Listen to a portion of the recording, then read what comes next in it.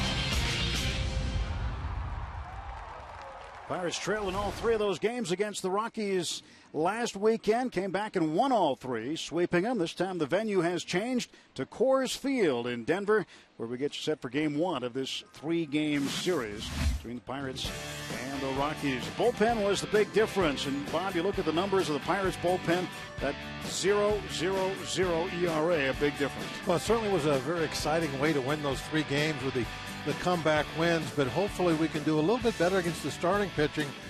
Maybe even as good as we were able to do against their bullpen. What a difference in those pens. And the starter tonight, Brett Anderson, was very good. He was Oakland's opening day starter a year ago. Had the curveball going. He struck out a season-high 8.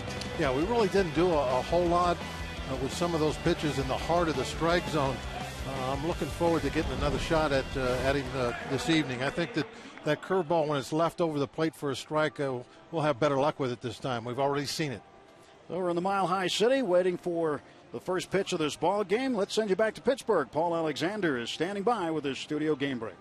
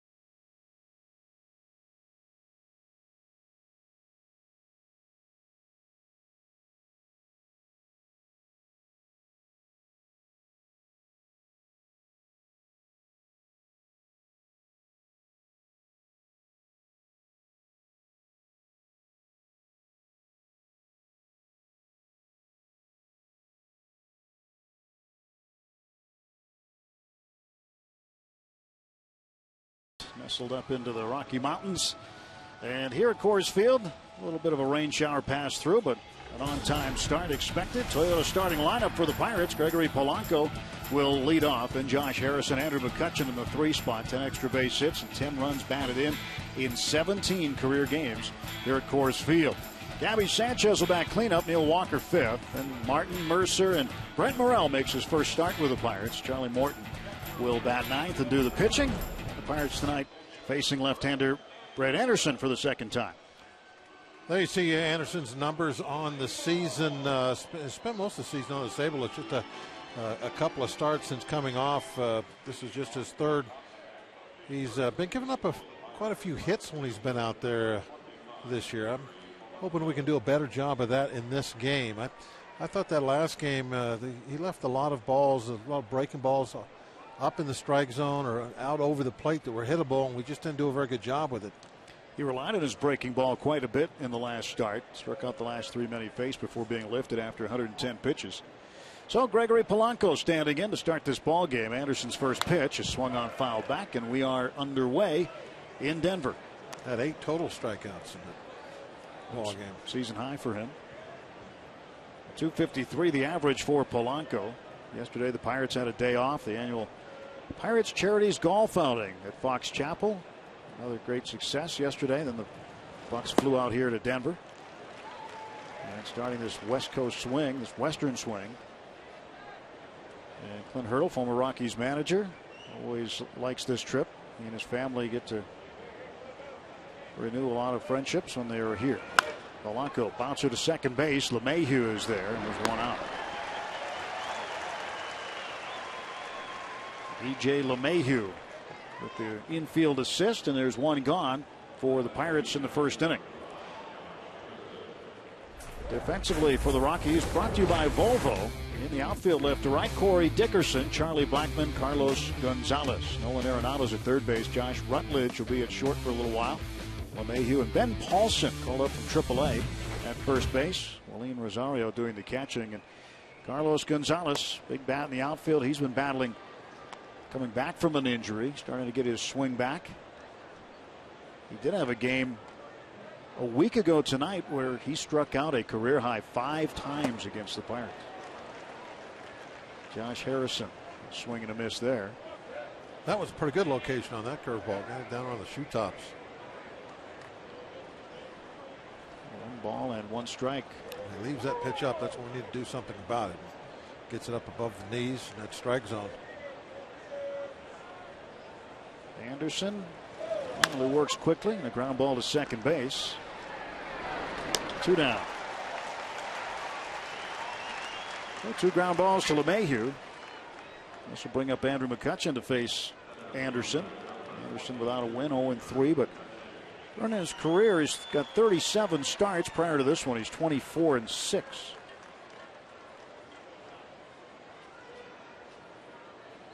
Last year's opening day starter for the Oakland Athletics. But again, he has had an injury history. McCutchen bounces this one off the plate, foul for strike 1.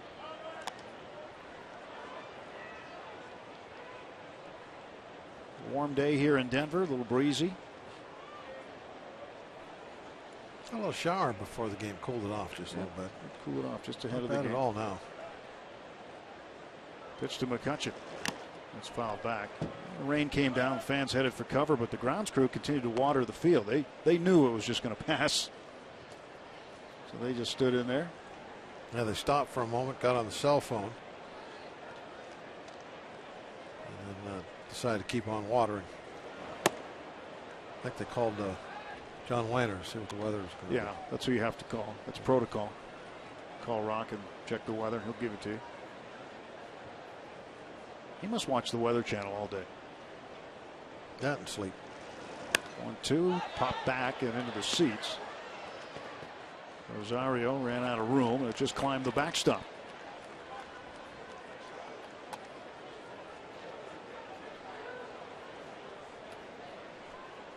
Brett Anderson held the Pirates to 1 run on 4 hits over 7 innings. And when you look at that last series, the starters were pretty good, but the bullpen was roughed up. There's the 1-2 to McCutchen. This guy Kutch being a little defensive now. He's really expanded his strike zone. He's fallen behind that 1-2 count. They chased fastball downstairs. Walker waiting in the dugout. Walker's having a good month. And McCutchen down on strike. Chased Pirates again. Gone in order.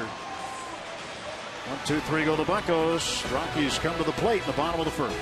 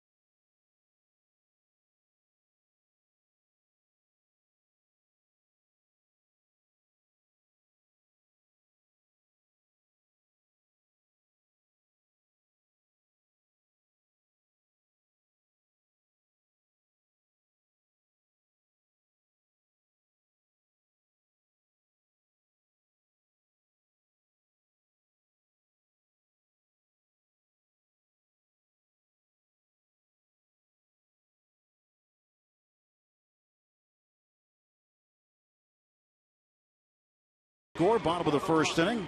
It's a new addition to the ballpark this year. We'll get to later. Take a look at the lineup for the Rockies, brought to you by Honda. Charlie Blackmon and Josh Rutledge. Corey Dickerson hits third. Carlos Gonzalez in the cleanup spot. Then Arenado and Ben Paulson. 5 hits and 11 at-bats since his major league debut. He'd been playing behind Todd Helton for a number of years. Just called up from AAA.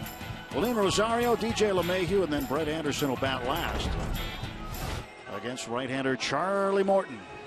Take a look at Charlie's numbers on the year. The ERA is in very good shape. He'd have a few more wins, except early in the season he was really snake bit by a lot of unearned runs that cost him some decisions. Well, Charlie will face another Charlie Blackmon. The curveball of Charlie's has really come along nicely this season. He's got to where he's throwing a few more of those, and maybe not quite as many two-seam fastballs as in the past. 1 strike to Blackmon, and the pitch. And he's inside it low. 1 ball and 1 strike. Blackmon begins the night hitting just over 300. 304, 14 homers, and 53 runs batted in.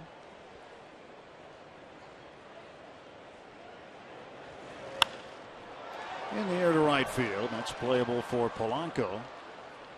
He will make the catch, and there's 1 out. Tonight's Rivers Casino tips to win. What do you have, Bob? Well, the first ones don't take this Milwaukee lineup lightly. They're missing some big pieces to it. They didn't do a whole lot of hitting at PNC Park, but still in this ballpark, if you don't really bear down, they're going to put up some runs off you. And as always, Morton, it's important, especially here at Coors Field, keep the ball on the ground. And the last one there, win the first one, just kind of referring to, I think this is an important road trip. It's a long one. It's going to the West Coast. You're getting into the real pennant drive now, and it would be nice to take this first win, get off on a good first step on this long road trip. And against the West, the Pirates 5-1 in their current string, but this year 14-5 against the National League West. It's the highest winning percentage against any single division this year by any team in baseball.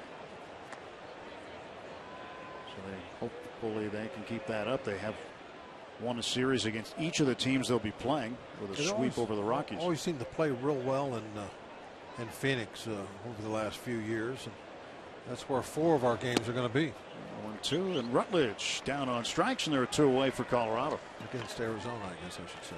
Not against Phoenix. It's okay. We will be in Phoenix. That curveball I was talking about has really become a great pitch for Charlie. It's made his reliance on the sinker and the ground ball a little less. 2 things: he gets more strikeouts, less balls get put in play, and it's been a nice weapon against left-hand hitters. Lefties used to give him so much trouble.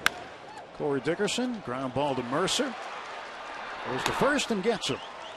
The first ground ball out for Ground Chuck. And the Rockies are gone in order. We go to the second in Denver.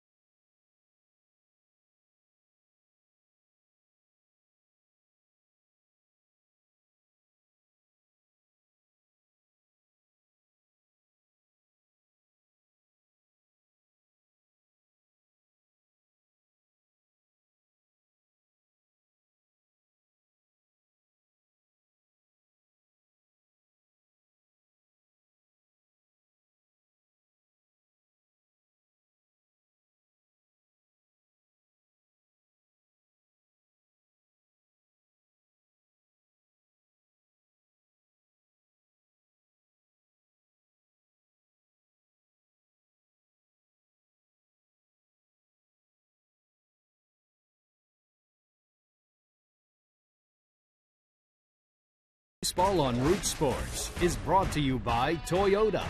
Now's the time to go places with Toyota. Visit buyatoyota.com for special offers. And by PNC Bank for the achiever in you.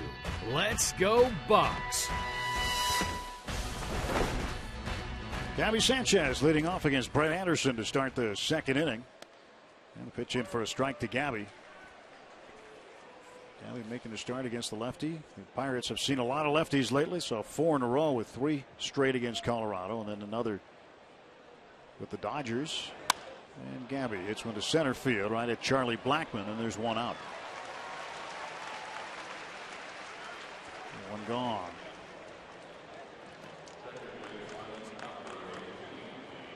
There's Neil Walker. He has reached base safely in 21 straight games. That's the longest active streak in Major League Baseball.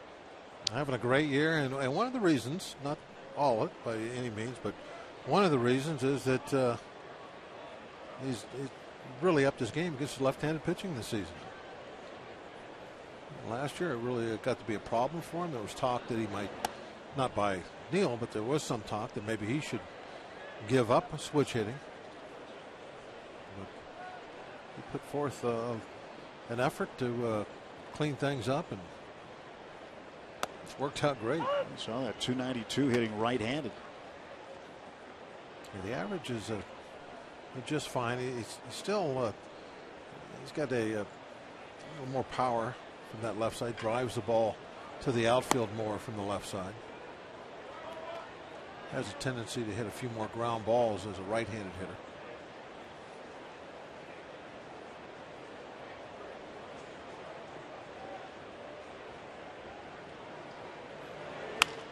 Down to third. Arenado scoops it up. And there are 2 out. Nolan Arenado got a good glove down there at third base, and he'll be an anchor for this Rockies infield for some time to come, you'd expect.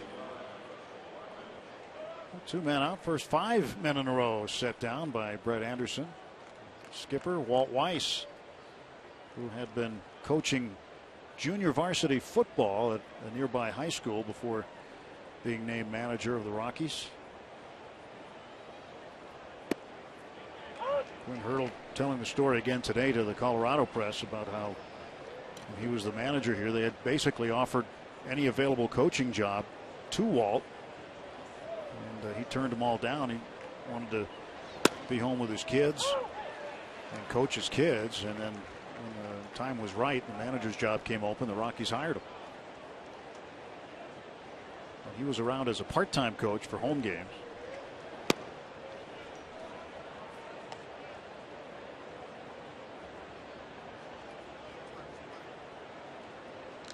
Russell Martin with a 1-2 count. 2 down, bases empty. And time is called. Chris Guccione, the home plate umpire.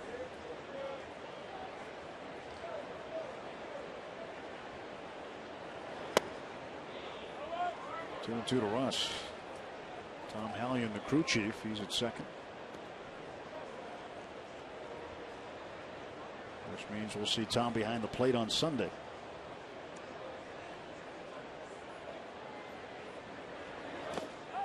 Full count to Russell Martin, 3 and 2. Yeah, Russell's doing a nice job laying off those balls down out of the strike zone. That's what got McCutchen. He struck him out in that first inning. Swung a fastball down and then swung at that breaking ball in the dirt. That's exactly what Russell Martin just didn't do. He took the fastball down and then not going after that hook. First base runner of the ball game belongs to the Pirates. And it's via base on balls from Brett Anderson. A good disciplined at bat by Russell. Russell stole his 90th career base this season. Also hit his 110th career home run, and his 500th RBI also came this season. Jordy Mercer now batting, hitting in the 7th spot tonight. .248 average. Brent Morel on deck. And a strike to Jordy.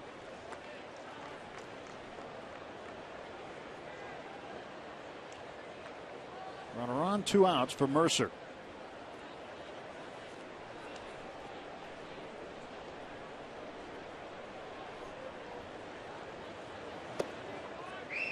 1-1.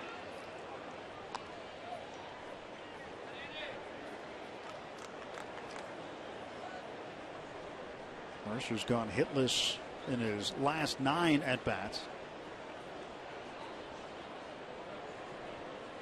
Prior to that, he had a stretch when he went 5 for 13. 2 strikes on Jordy. 19 games this month, hitting .328. And against the Rockies last weekend, he had 4 hits and 11 at-bats. Done better and better every month. Each month he's set the bar a little low early on. Yeah, so April was so bad, May was great. And then June even better. Popped up.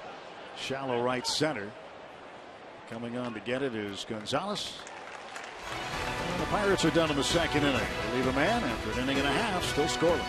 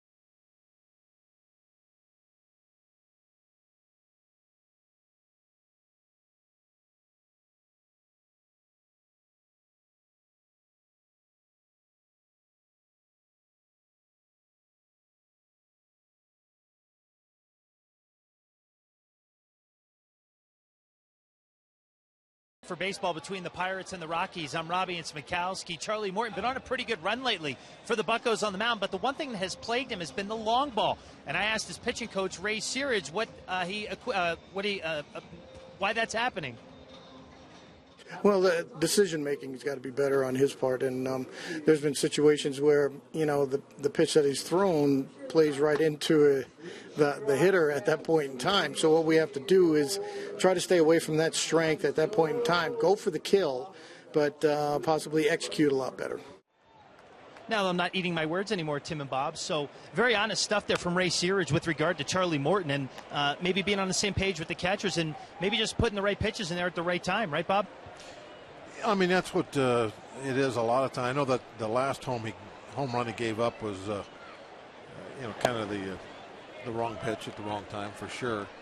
He had given up a leadoff double. The left-hand hitter Gonzalez trying to pull the ball, and he threw him something slow for a strike down and in. The last thing he wanted to allow him to hit, and he hit it out of the ballpark. Not only pulled it and got the runner over, he got him all the way in with one swing.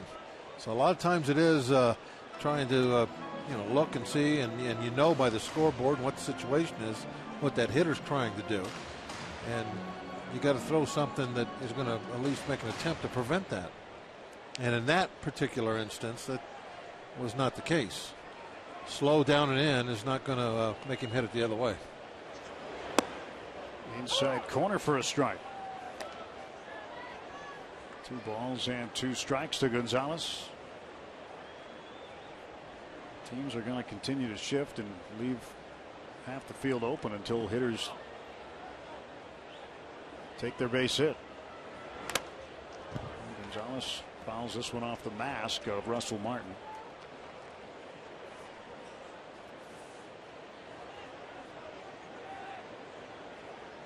So Adrian Gonzalez trying to do that in the last series with the Dodgers. Tried to bunt one down the third base side and walk to first, but he bunted it foul. It depends on the game situation. If it's early in the game, nobody out, most definitely you can take a chance. Gonzalez down on strikes, ball in the dirt. Strikeout completed, 2-3. Take a chance at trying to lay down that bunt and get an inning started. If you're a guy that's got power, then you don't want to be trying to bunt if there's 2 outs. A good curveball. That's the strikeout pitch from Charlie now. That's just a hammer curve, isn't it? It's a beauty. So he holds the ball in that split change grip, and then he'll change it in the glove depending on what the pitch is.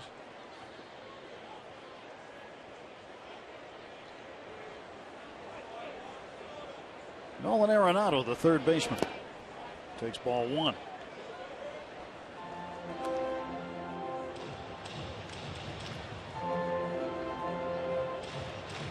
This guy has earned his way with the Rockies organization. They like him a lot. And we'll take a pitch for a ball, 2-0. There's 37 games though this year. He was on the disabled list and came back on the 3rd of July. The game against the Dodgers. A hot shot right at Walker. 2 down. You know you're going to get an awful lot of action when you're in the infield. You got to like coming to the ballpark as an infielder, knowing Charlie's on the mound. You're going to be working hard. You got to be ready on every pitch. Sinking fastball, 2-seamer. Well, now Charlie will face Ben Paulson. Paulson had been in AAA in Colorado Springs for a while and been hoping for an opportunity with the Rockies, but Todd Helton continued to play on, and there was no room at the inn at first base for Paulson. And then in the offseason, Rockies went and signed Justin Morneau. So again, no room. Morneau on the disabled list and Paulson up. Takes a strike.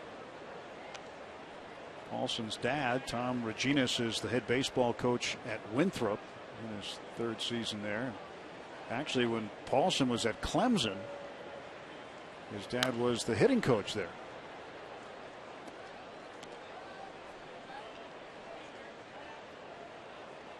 Paulson with a 1-ball, 2-strike count. And here's Justin on the disabled list. Couldn't play against the Pirates last weekend, had a sore neck, and Rockies just decided to get him some rest. Hopefully that thing gets fixed. Said he's had a recurring issue since spring training. 2-2 pitch to Paulson. Check swing beyond the Pirate dugout. The last 2 fastballs that Charlie's tried to throw him inside, start him in there, and then have him tail back to catch that inside corner. Just missed on the one before that. It was a little up and in. That's at number 4. Try to do it again. Paulson, a little emergency swing. Try to stay alive. Charlie's 2-2. That was close on the inside. Again, that's 3 in a row. He's tried to throw in that same spot, use the movement, come back and get a called strike 3. Started inside. You can see it working back. It just didn't come far enough. And that's outside, ball 4. Paulson has worked a walk, and the Rockies have their first base runner. Well, took 3 shots at that fastball and then tried to backdoor the curveball. It stayed out on the porch. Couldn't get in. Door was locked. Yep. Screen door. Screen door. It's probably just one of those hooks. Yeah. Goes through an eye. Little screwdriver in there, something, flipped it up. Well, William Rosario now batting with 2 outs and 1 on.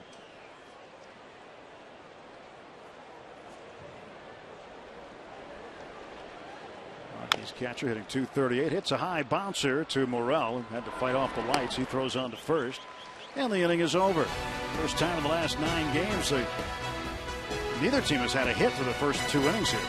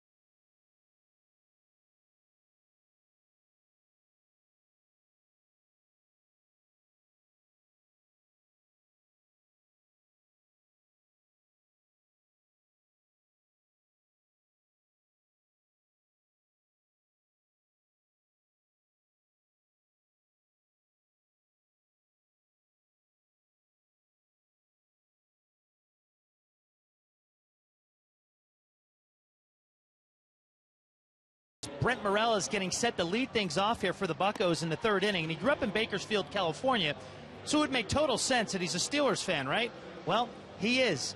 His father, Rick, was a longtime football coach at Foothill High School, and he was Joey Porter's defensive coordinator when he played there. Now, Brent was the ball boy for those teams and developed a friendship with Porter since he was a young kid. And the whole Morel family followed Joey's career through Colorado State and into Pittsburgh, and that's how they became huge Steelers fans.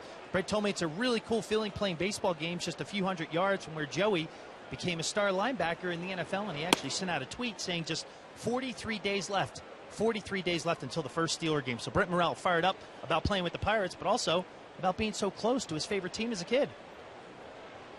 Yes, he's probably excited. They reported to training camp today, first day of practice.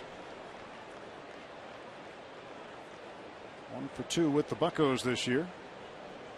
Had been hitting cleanup in Indy. Takes outside and then low, and it's 2-1.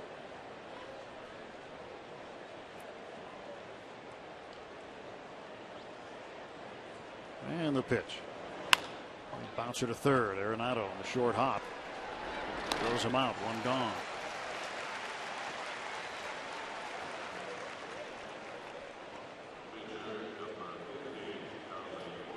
Anderson getting some ground ball outs. He's got 4 of them so far. And he'll face Charlie. Anderson works quickly. Likes to get the ball and throw it.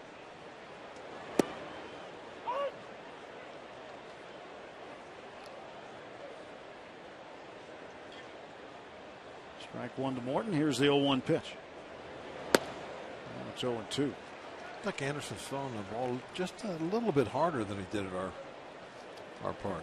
Some 90, 92s. They bounce her down to third base, and Arenado's been busy. And they're now 2 out.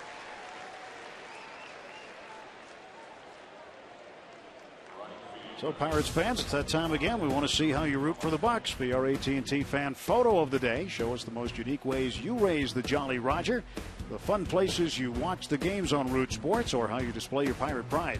Submit a picture via Twitter using the hashtag BucsFanPhoto, and we'll show them during our telecast tonight. And no matter where you go, you see Pittsburgh fans.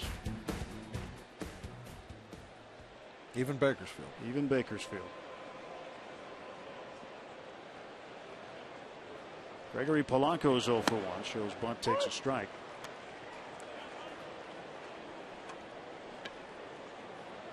And normally if you meet somebody somewhere in the world, they're a Pittsburgh football fan, they're a baseball fan and a hockey fan as well.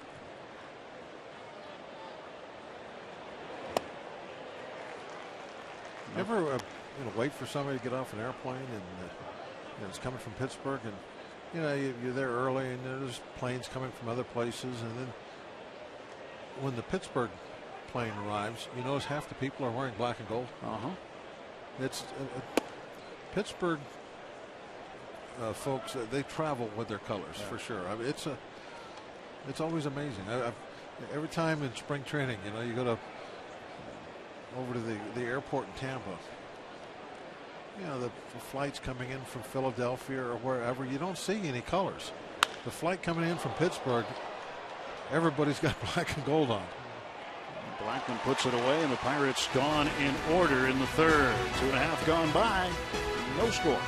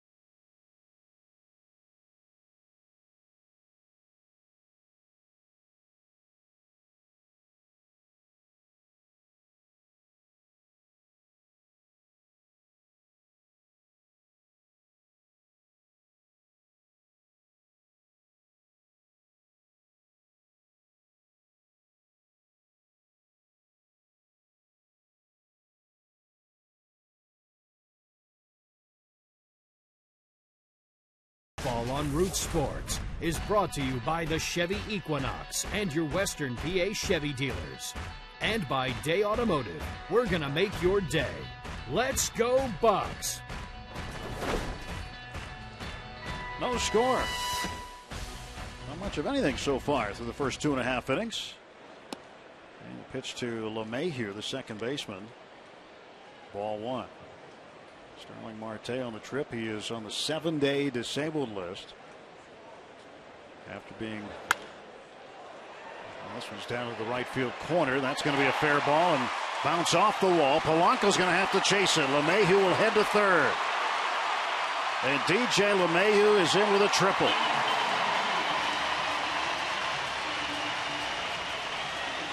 Now that's one of the learning process things that Polanco's going through, and learning all these different stadiums, places he's never played a baseball game in. I'm sure he was out there during batting practice trying to watch all the different angles and that sort of thing. But he got caught a little too close to the wall, and it bounced right by him. Well, that's LeMahieu. You could see him watching it. As soon as he saw it get by him, he knew he had 3. Third triple of the season for LeMahieu. Infield is in, and the batter is Anderson. A swing and a miss. And now's when Charlie needs to go to work on him and maybe see some of those real good curveballs, get that strikeout. Clint was talking about how this ballpark plays down the lines. He said sometimes you will see balls you think that are going to drift foul that stay fair here, and they surprise you. And that one had a lot of spin on it. It was slicing away, but it stayed fair. There's just a lot of room in that right field corner. It goes down to 350. Well, there's a lot of room in between the chalk line and the stands. Most places that would have bounced into the stands. Anderson, a ground ball to first. LeMahieu will stay at third base as Sanchez tags out Anderson, and there is now 1 out. Fans, Pirates games are more fun in groups. Ask about how each member of your group can take home a Pirates cap or have a hot dog and drink credit loaded right onto your ticket. Give your group a night to remember. Book your group outing by calling 1-800-BUY-BUCKS or go to pirates.com/groups. Looks like there's some groups here.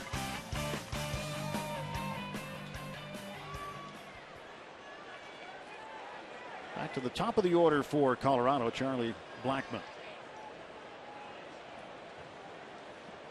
1 out, runner at third. LeMahieu a leadoff triple. Blackmon swing and a miss.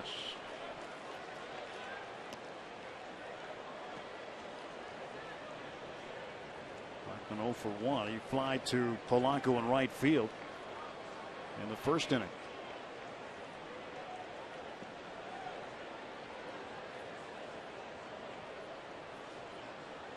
And the pitch.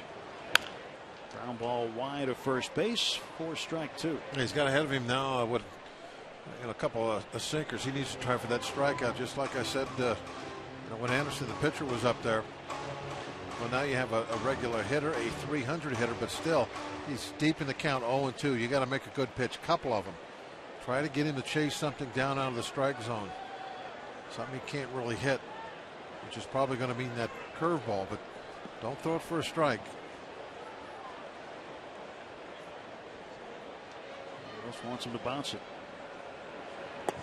That was the splitter pitch. Taken by Blackmon for a ball, 1-2. Ray doesn't look too nervous.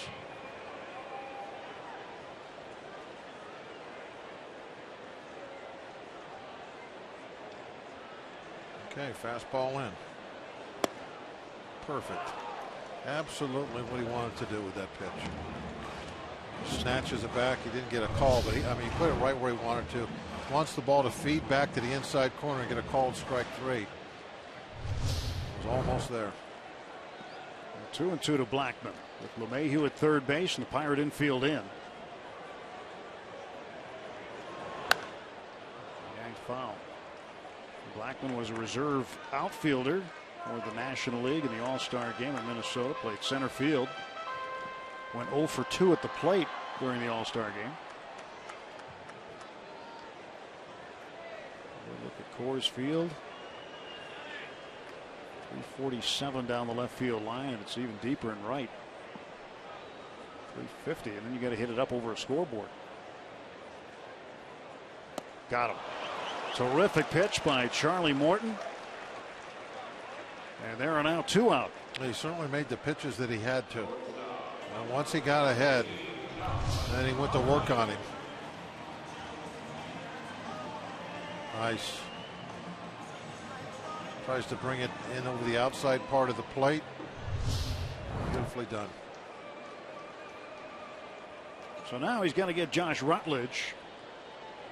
Rutledge struck out in the first inning. He's 0 for 1. Infield gets to move back with 2 down. First pitch is low, ball 1. Earlier we were talking with Charlie and the home runs and needing to know what the situation is, what the game calls for, what the hitters are trying to do. Well, that's exactly what he did that at bat. You know that the hitter's just trying to get the ball put in play when we've got the infield in. Wants to get something to the outfield. Get that runner home. Only 1 out. 2 balls and no strikes to Rutledge. And Charlie needed him to make it out without putting that ball in play. Needed that strikeout. He went and got it.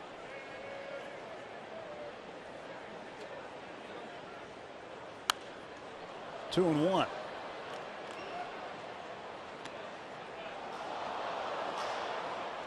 And the next thing that you got to remember too when you're out there is when you have a situation like this, you got that big strikeout, and you can't take a deep breath now and think you're out of the woods. You got the 2 outs, you just got 1 left, but you got to really stay focused and bear down. Line drive to the gap in right center field. 1-0 Colorado. Rutledge heading for second base, and he will stop there with 2 down. Boy, really a nice pitch, and Rutledge just beat him with a good job of hitting. I mean, this ball is not in a bad spot. It's in the strike zone. It's down and away. Look at that. I mean, that's just a good job of hitting when you can hit that to the opposite gap for a double. You got to just tip your hat to him. That was not a case of Charlie losing focus or anything after that big strikeout. That was just good hitting by Rutledge. Well, we asked if this would be another comeback win for the Pirates. They've got to come back now, down 1-0. Yeah, well, they had to score 1 anyway. Had to get 1. So 2-out double for Rutledge, scoring LeMahieu. The pitch inside to Corey Dickerson.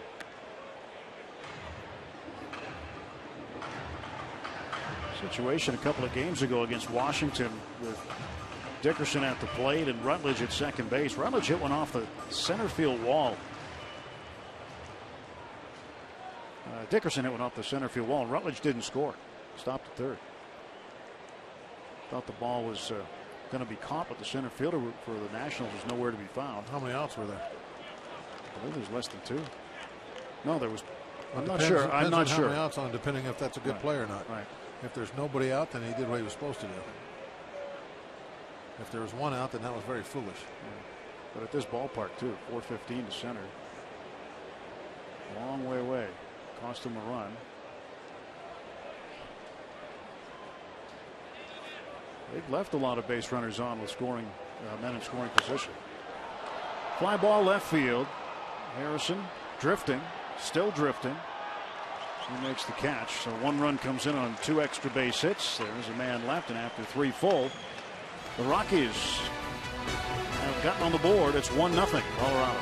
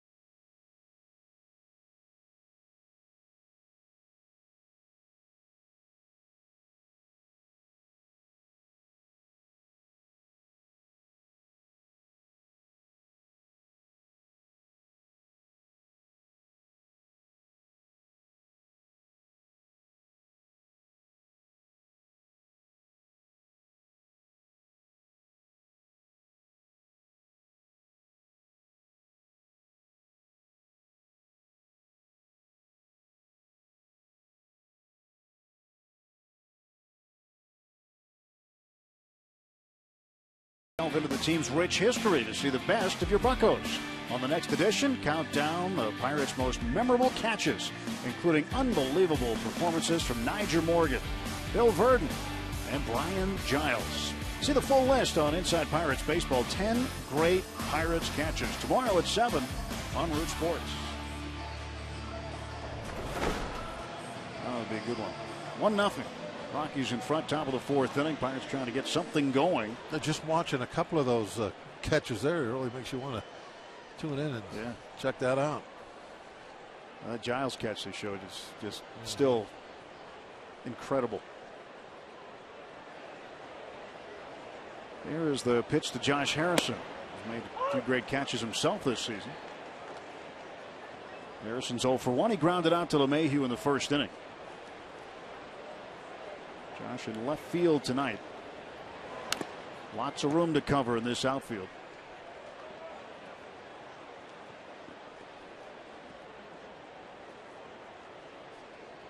Big outfield, a lot of real estate.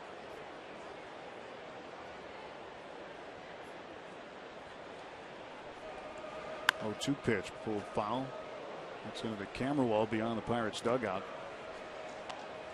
So J.A. hangs alive.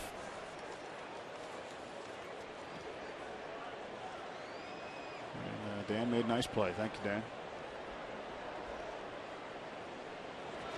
That's up high. And the count 1-2 to Harrison.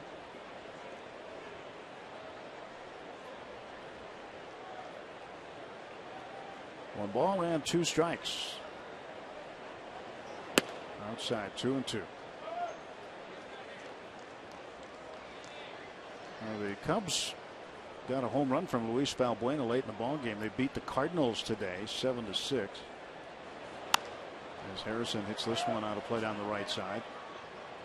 Word is the Cardinals are looking for a catcher and possibly talking to A.J. Przinsky, who was let go by the Red Sox. He's been out there a while. Yeah. That was when we were in St. Louis, they were talking about Przinsky. They, at that point, they came out publicly saying that there was no interest. Yeah. Maybe they've changed their mind. Huh? Kurt Suzuki might be another option. So they're looking to get some help with Yadier Molina out for an extended period of time. Just showing how valuable he is to that ball club. 2-2, hammered to left field, down the line, the ball hooking, foul.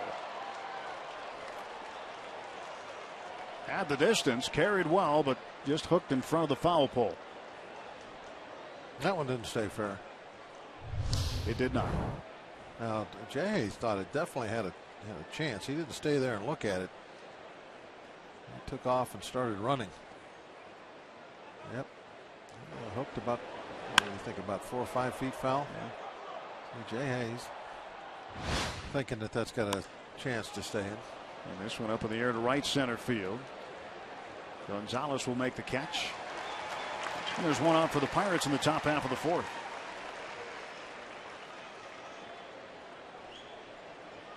I think we saw Jay Hay, I forget exactly which game it was, but he hit a foul ball that went out.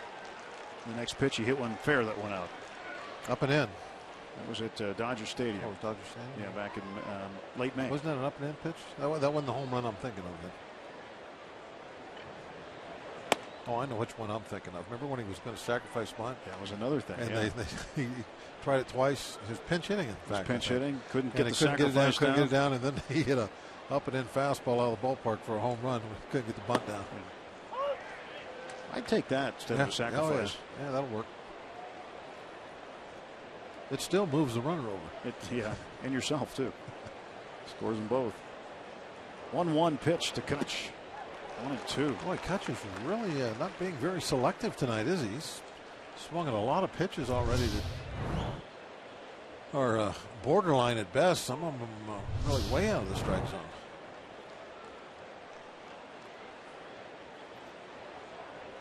One-two coming to McCutchen. There's a 92 again. Anderson certainly has a better fastball than what we saw in PNC Park. Looks like that, from what I remember, wasn't throwing that hard. There's a lot of curveballs. Not even 2-2. Didn't seem to have a good fastball last Saturday. Didn't seem to bother him. But well, just kept throwing those breaking balls in there. That one was pulled on top of the Pirate dugout. And a McCutchen fan almost got it. That was a Pirate fan who got it anyway. Well, 2 balls, 2 strikes to Andrew.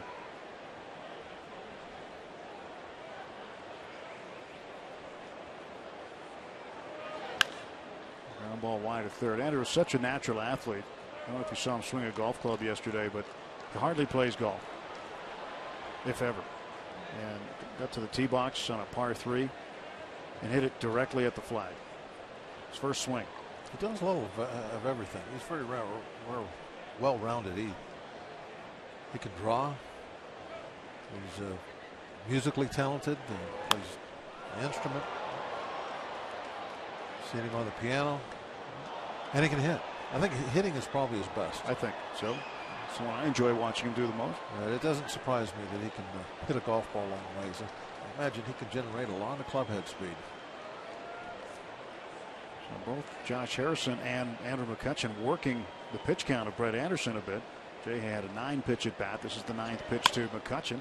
And a ground ball to short. Rutledge, quick release in the dirt, scooped up by Paulson. 2 men gone for the Bucks in the 4th.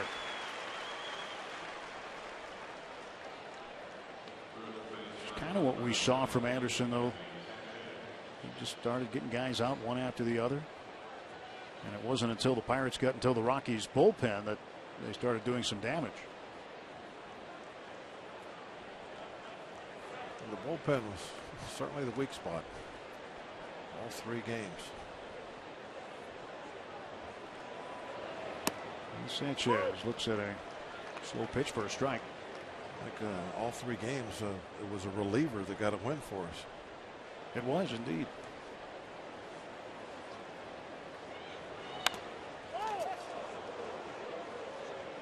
Gabby will probably be seeing a lot of playing time starting out on this trip. A lot of left-handed pitching.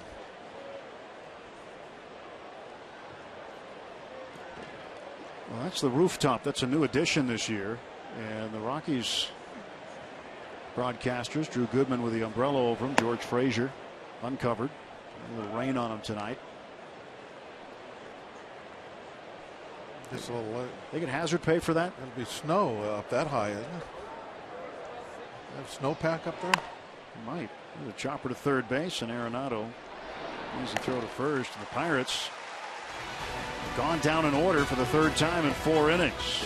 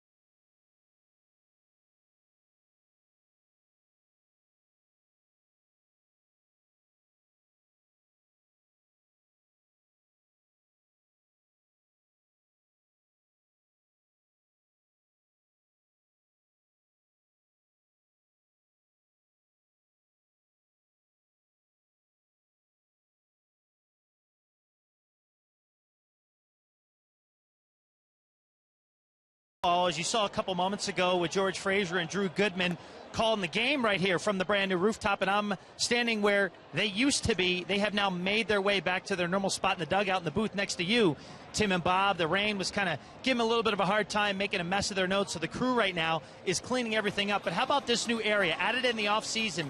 38,000 square feet of area for fans to watch games. It's a general admission ticket to come in. It's first come, first serve, and a fantastic area to watch the game. There's a burger joint, 2 premium restaurants, a casual sports bar downstairs with a lot of TVs to watch it. It is a fantastic place to watch it. So any Pirate fans thinking about making your way on a ballpark tour and you come out west, be sure to come up here. It's inexpensive, very affordable, and a great spot. You get a great view of the field, and who knows, a lot of good vibe going on around here. Fans having a good time, and I might hang up here for a couple more innings, okay?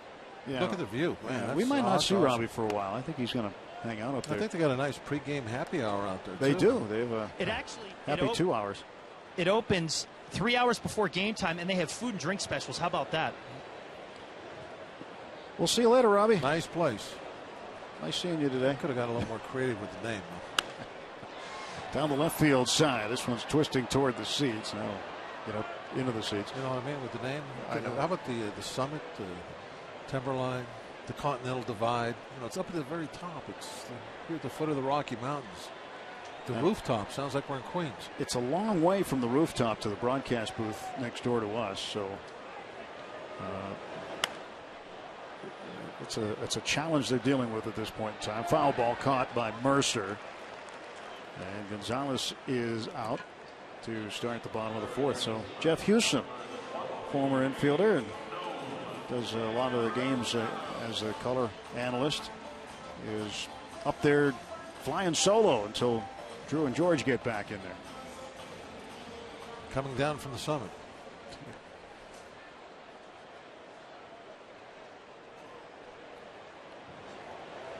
And the pitch is in for a strike to Arenado.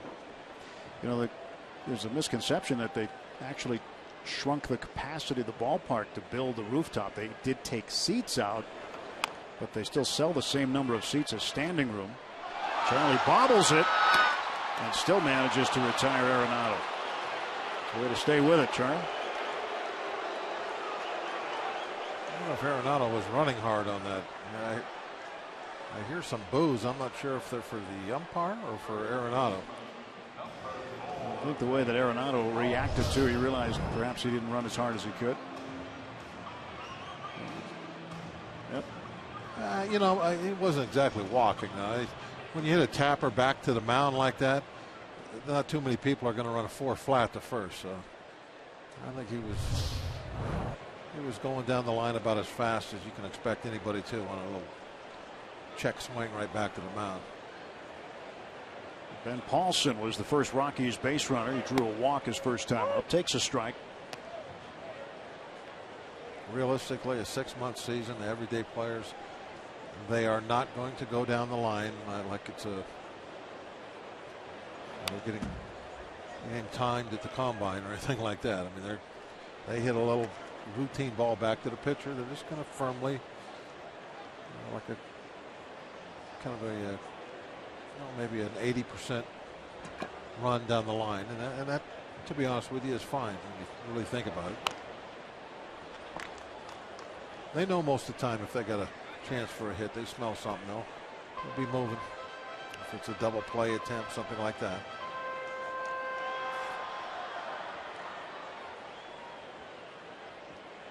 No balls and 2 strikes to the first baseman, Ben Paulson. 2 men out.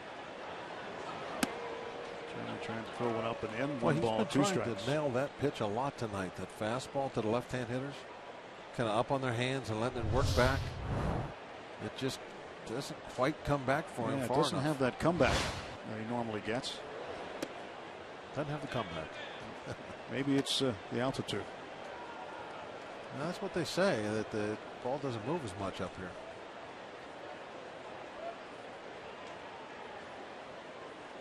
Two and 2 the count. Moves pretty good off the bat. It's 3 and 2. Charlie Morton trying to get Ben Paulson out. Into the 5th inning. Pirates still looking for a hit. They've had one base runner. That was Russell Martin. He walked in the second inning. Down the left field side. It slices into the seats. Paulson represented the Rockies AAA club, the Colorado Springs Sky Sox, at the AAA All-Star game in Durham, North Carolina recently.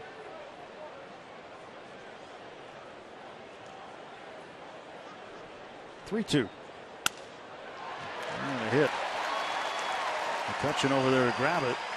Paulson a big turnaround first base. Paulson is 1 for 1. That's the third hit for the Rockies. Fans follow every Pirates game with MLB.com at bat on your favorite mobile phone or tablet. Get live look-ins, instant replay, scores, stats, audio, free MLB.tv, game of the day, and more. Download on the App Store or visit Pirates.com today.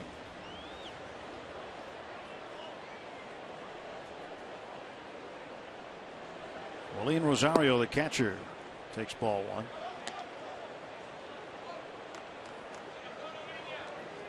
237. He grounded out to third base. Brent Morel threw him out to end the second inning.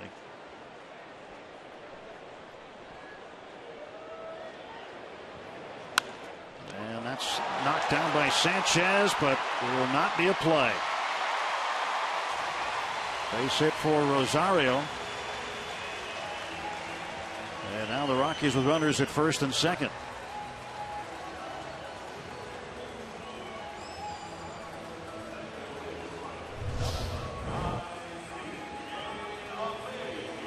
Just dribbled out.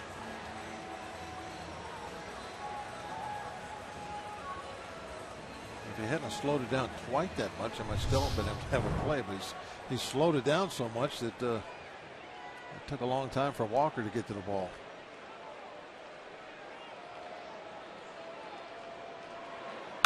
Well, Mayhew bouncer to Walker. This is on the inning. No runs, 2 hits, 2 left. We go to the 5th. Pirates looking for a hit.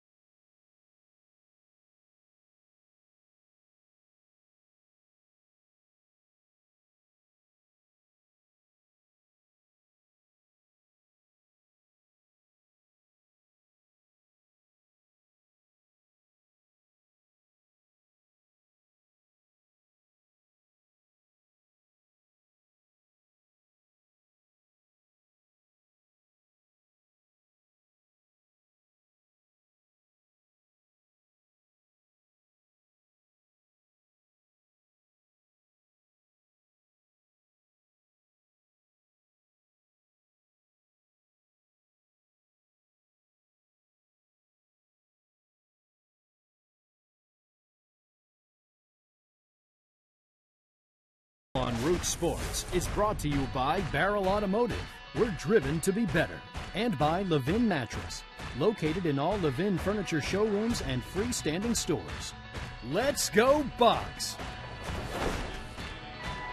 Charlie Morton's just given up the 1 run. He's been getting a number of ground ball outs, but the Pirates haven't helped him out offensively. Walt Weiss making a change defensively, as he has replaced Nolan Arenado at third base with Charlie Culberson. I wonder if Weiss saw that play differently than I did. Maybe he didn't like the effort that Arenado was giving on that check swing comebacker to the mound. Neil Walker leading off.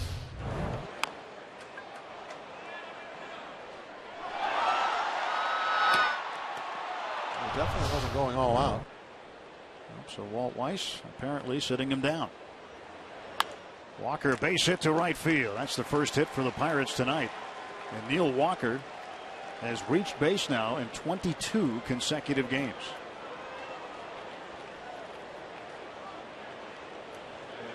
I'll be watching now the rest of the game on comebackers.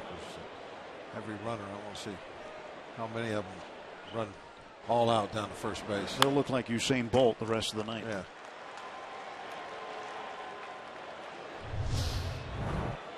Rainbow over Coors Field. The sun has peeked through the clouds. Martin shows bunt, takes a strike. When that sun comes out at that time, that's very, very difficult for the first baseman here at this ballpark. Look at that picture. I need to build something over there now to block the sun. 1-1 to Russ. Martin walked his first time up in the second inning.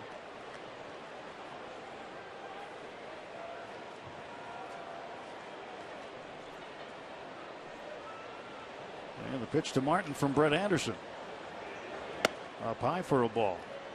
Martin is one of 4 catchers all time with at least 110 home runs, 500 RBIs, and 90 stolen bases over his career. Carlton Fisk, the leader in that category. Ivan Rodriguez, Benito Santiago, and Russell Martin, the top 4 on that list all time.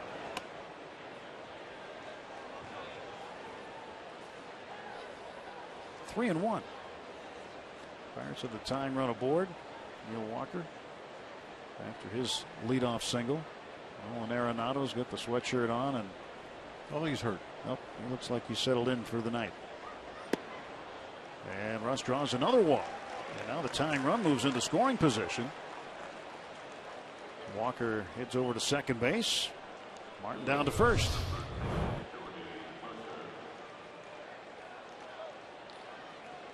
Yeah, he got a benefit of the call there, didn't he?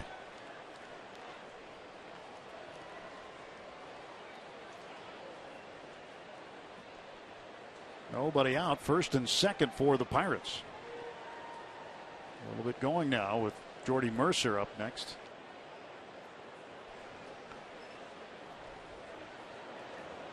Corner infielders are in for Mercer.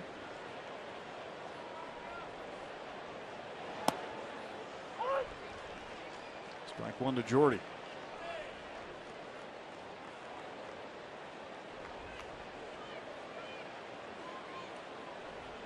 See if Anderson hangs one to him in this at bat. So he hung that last one. He did. He's just going to finish the sentence and say that he can take a swing at. Let's see if he hangs another one. Mercer down to third base. Culberson to second. He's off the bag. Out at first. A double play. Would have been a triple play, but the throw was offline at second.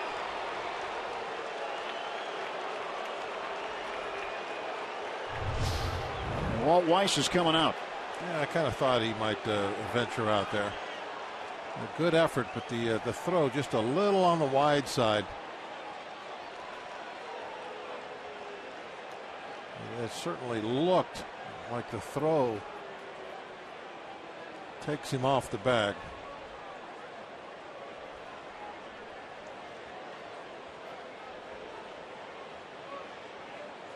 No, I don't know. That looks awfully close there. They're going to take a look at it.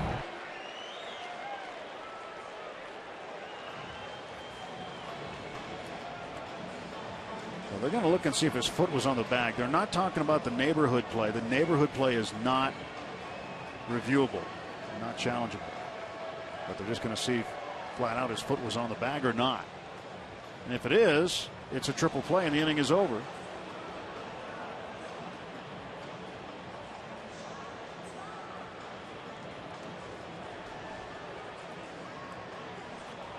So far, we haven't seen anything that would lead me to believe that they will reverse it.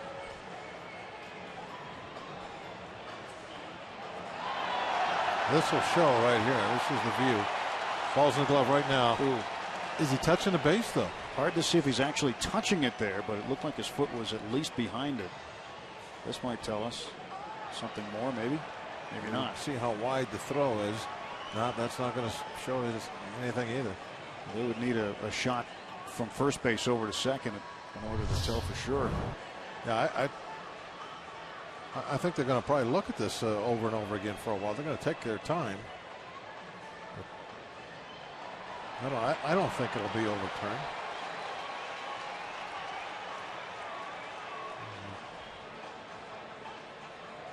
Eric Cooper. Well, what is the wording on the sheet on the wall at home? Clear and convincing evidence for an overturn.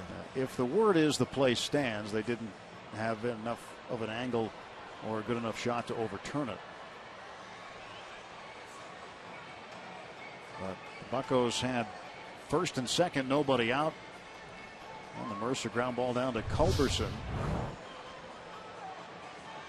Nearly started a triple play. It wasn't called that way. Now that angle made it look like maybe his toe was on the bag, on that back corner. Well, this is an angle that, but you can't see it.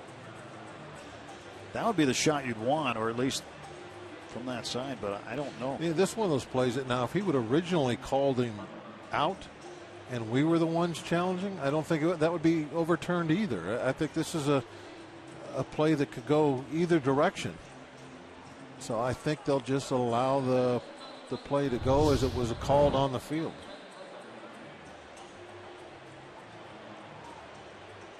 Wow, they are taking their time. Yep. New York's taking a good long look at this one. Meantime, you see Russell Martin standing at second base. He would be the tying run if this call stands.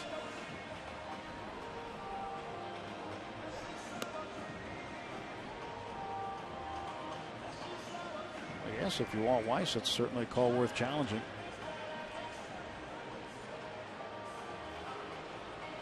Looks like there's some communication, and now we'll find out.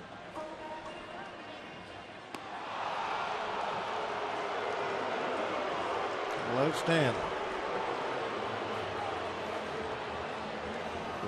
The call stands. That's the word from New York. So not clear and convincing evidence to overturn the call. And Walt Weiss loses his challenge for the remainder of the game. Mercer hits into a 5 unassisted to 6-3 double play. And Russell Martin is alone on the bags now at second base. Brent Morel a chance to get him in, but they'll not give him a chance. He'll walk. And they'll pitch to Charlie Morton instead.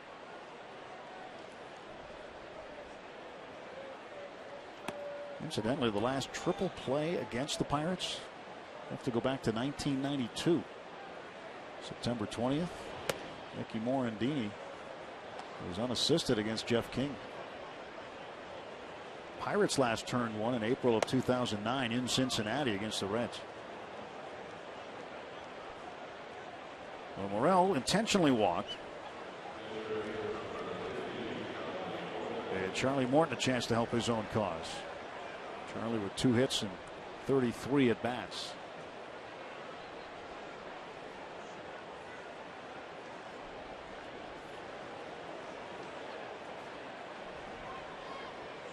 Anderson set to go after getting the sign from Rosario. The pitch and ground ball right side. LeMahieu there,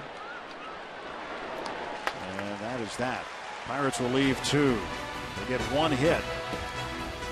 Go to the bottom of the 5th when we come back.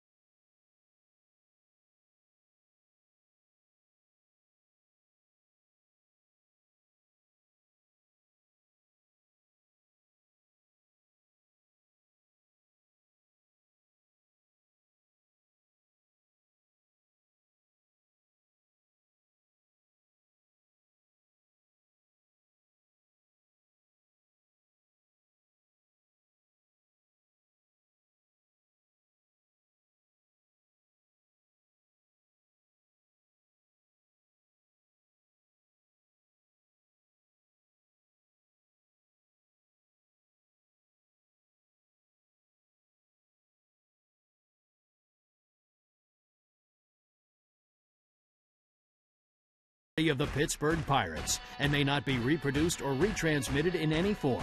And the accounts and descriptions of this game may not be disseminated without the express written consent of the Pittsburgh Pirates.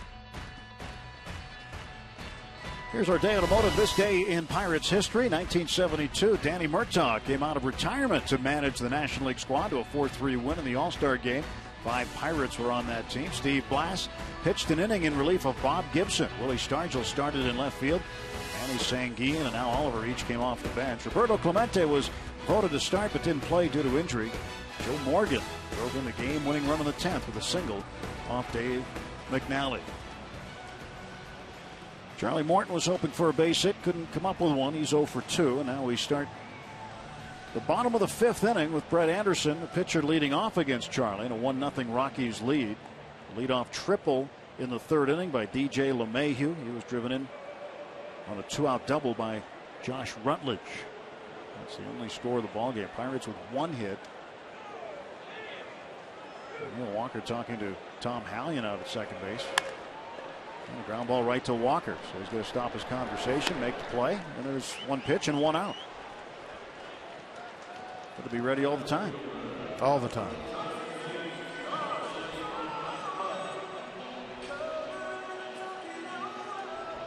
What if he excused himself? Say, excuse me, I have to go get a ground ball now.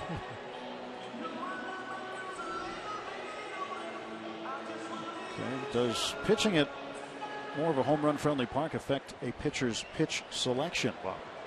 If you're later in the ball game and it's a close game, yeah, you're gonna be worried about and concerned about a home run, a long ball. But for a starting pitcher in the early part of a ball game, maybe if there's a whole bunch of people on base, home run's going to put up that big crooked number. But if it's just going to be a solo shot, no, you're not going to change that much.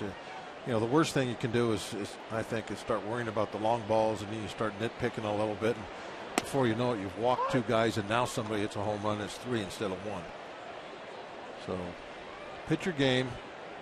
If you get later, and the home run looks like it might be something that could win for them, that's when you have to change. I think it applies maybe more to the relievers that are coming in the last 3 innings in the starter. 2-1. Blackmon pulls this one down the right field side. It hooks into the seats, foul for strike 2 and 2.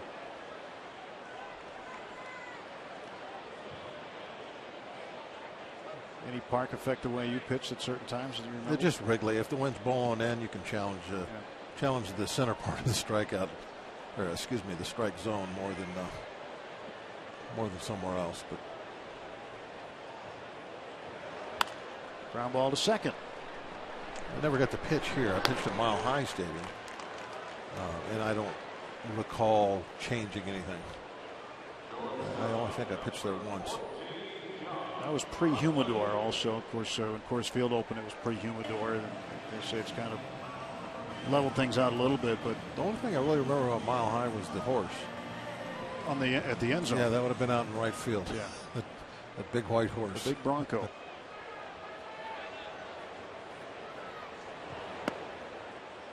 They still have that over there? Not over there, no. They do have one out by the airport now, but they do not have one there anymore. That's all gone.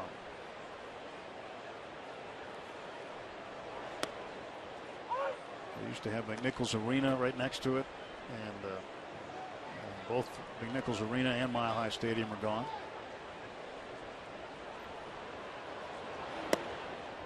Another strike delivered to Josh Rutledge.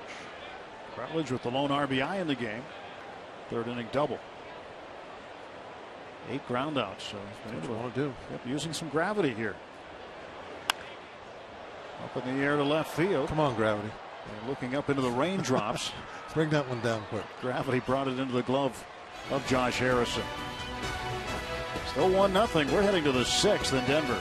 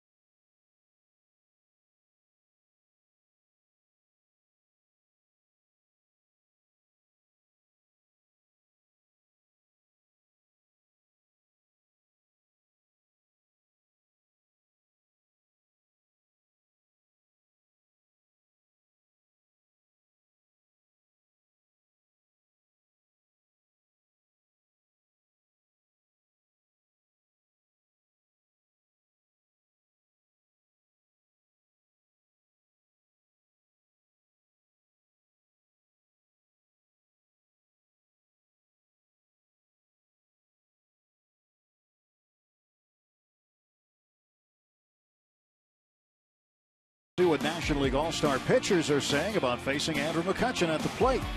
Explore first-round pick Cole Tucker's MLB pedigree and a lot more. It's Inside Pirates Baseball, presented by Allegheny Health Network, tomorrow after postgame on Root Sports. First-round pick Cole Tucker, Arizona. Here we are back at Coors Field with Bob Walk. I'm Tim Never. Robbie Ince-Mikowski also. Top of the order up. Gregory Polanco takes a breaking ball for a strike. Polanco is 0 for 2. Grounded out in the first. Flying to center in the third. This has been one of the weak spots that we've seen from Polanco. The hitting against the left-handed pitchers. Pitch outside. He went after it. He has had a tough time with it.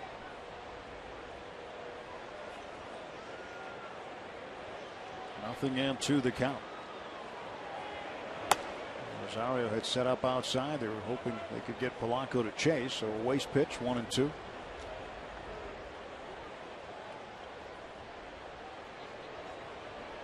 Pitch from Anderson again. Breaking ball that time. They're just off the plate. And, I mean, that's what you like to see from Polanco. He's able to recognize that pitch early enough to not chase with 2 strikes.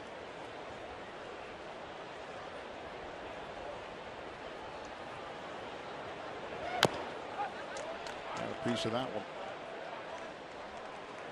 And that one was close enough that he thought he should probably at least see if he could get a piece of it, if nothing else, and he did. 2-2 to Gregory. Should safely in back-to-back games. 3 for 8 with a home run, 4 runs and 3 runs batted in. Coming into this one tonight. Takes a fastball up and the count full, 3-2. 1-0 Colorado. Pirates trying to get that tying run on, over, and in.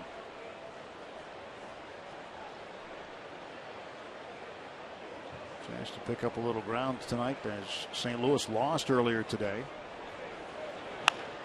Down at first base. Paulson will take it himself, and there's 1 out.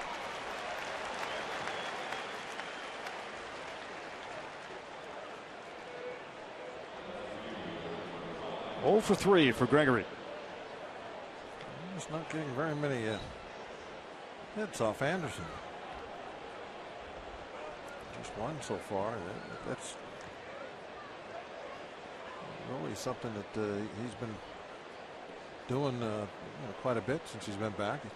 Giving up more hits than innings pitched. But he's trying to fix that stat tonight. Harrison to deep right center field. It carries a leaping catch by Blackmon. Blackmon said he called him off, said I got it maybe a little sooner than he should have. Kind of a tough sky. You're looking up into those clouds. It hasn't gotten dark. He had to make a course correction there right at the end. Corral that one. He was checking the wind. McCutchen pulls this one foul. Yeah, it was the wind. Yeah, it must have been. Next thing you know, he's going to take out some sort of device from his back pocket. Oh, it's just like when someone boots a ground ball, they would look at the glove, take it off, like the glove had something to do with it. And the outfielders throw some grass up. Yeah, look. Wind got it. 1-1 to Kutch. Let it go. Yeah, that one was right there too. He'd been swinging at a lot of poor pitches that are borderline or even worse out of the zone. That one he took right down the middle.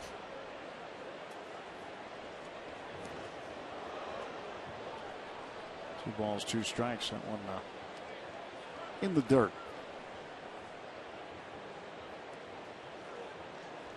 This is the 3rd start for Anderson since he returned to the starting rotation, missing 81 games due to a broken left index finger he suffered while batting against the Giants. This game seemed a lot like the ones that were in the There's Park. Base hit. Yes. There's a base hit for McCutchen.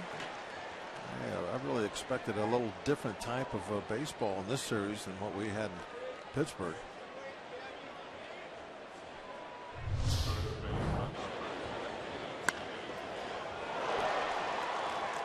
Got that ball inside half of the plate, right there at the knees. It's hit hard through the gap. Shortstop, third base gap.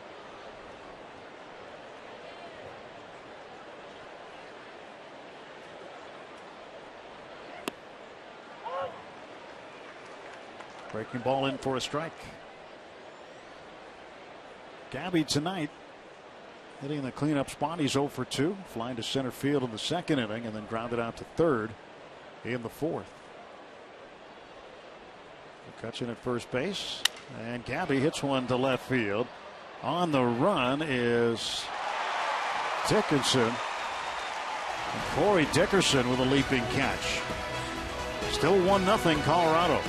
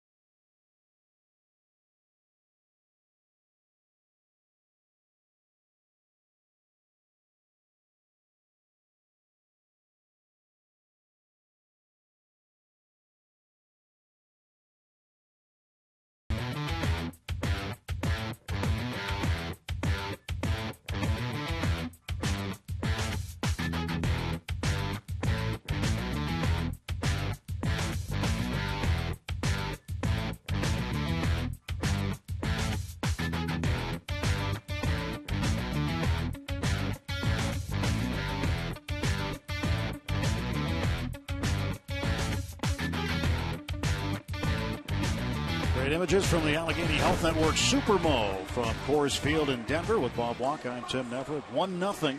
The Rockies with the lead. We go to the bottom of the sixth inning.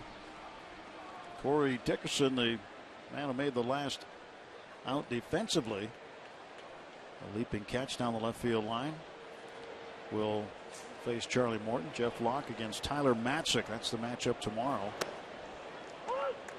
On a little bit earlier tomorrow. First pitch scheduled for 8:10 Eastern time. Edinson Volquez will go Sunday against a starter that the Rockies have yet to announce.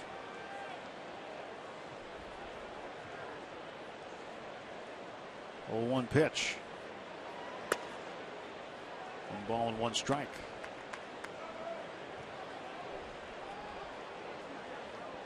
Still raining? Yeah, it's been a little sprinkle off and on here for the last couple innings. Every time a cloud comes over, it does a little sprinkling of the infield. The breaking ball, cut on and missed, and it's 1-2. You lived here a long time, you know the drill. Yeah, you just wait. 5 minutes, it'll change. Yep.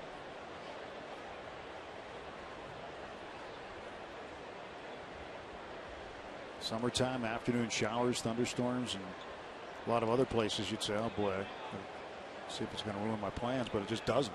It's sort of like Florida in that way. To center field, McCutchen will wait. And he makes the catch for the out. Corey Dickerson's out. One gone for the Rockies in the 6th inning. Do get a lot of lightning up here, though, in the summertime. Real nice ballpark here. A Lodo section, lower downtown section of Denver.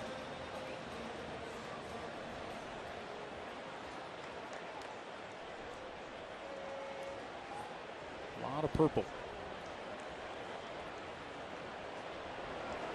Gonzalez, a swing and a miss. Split finger pitch. He's kind of down and away.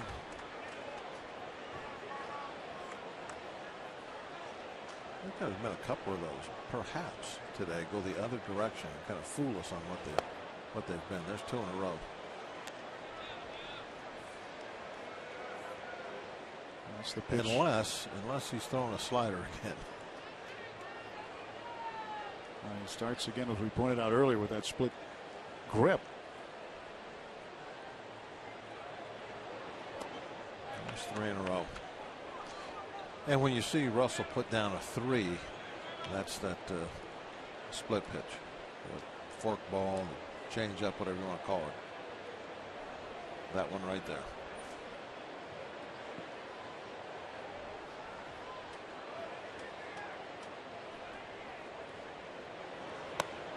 Trying to get that fastball to run back in. He just hasn't had that run. It still serves a purpose, though. I still like the fact that it goes in on those lefties. Even if they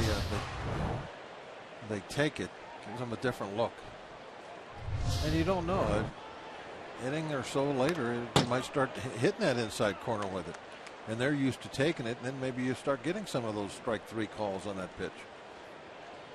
And then they'll be yelling at the umpire, walking back to the dugout. It was fun to watch when you're on the mound. Drive the hitter nuts. Oh, you love that. Here comes a breaking ball. Remember Snidely Whiplash's dog? Yeah. And he used to laugh. Yeah. That cheesy laugh. Yeah, that's what you're doing on the mound. You're walking back. Yeah. You're going, well, you used to have the same mustache as Snidely Whiplash and his dog. Yeah, I guess you could say that. Culberson on deck. Here's the 3-2. In the air to center field. Playable for McCutcheon. And that ball caught for out number 2 in the Rockies' 6th. Fans, you can take advantage of the Coca-Cola Fan Pack. It's available every Sunday home game starting at $35 in advance. Receive a lower outfield box ticket, a fountain drink, a hot dog, and a soft pretzel. Get your tickets at the PNC Park ticket windows or visit pirates.com/fanpack. Ice cream on a night like tonight would be nice. Ice cream is always nice. Not a bad night for ice cream. No, it's a long way to go here to get it, though. Of course, only frozen yogurt. That's what we meant. Yeah. No ice cream, frozen yogurt. I bouncer to short. 1, 2, 3 go the Rockies in the 6th inning. Getting to inning number 7 in the Mile High City.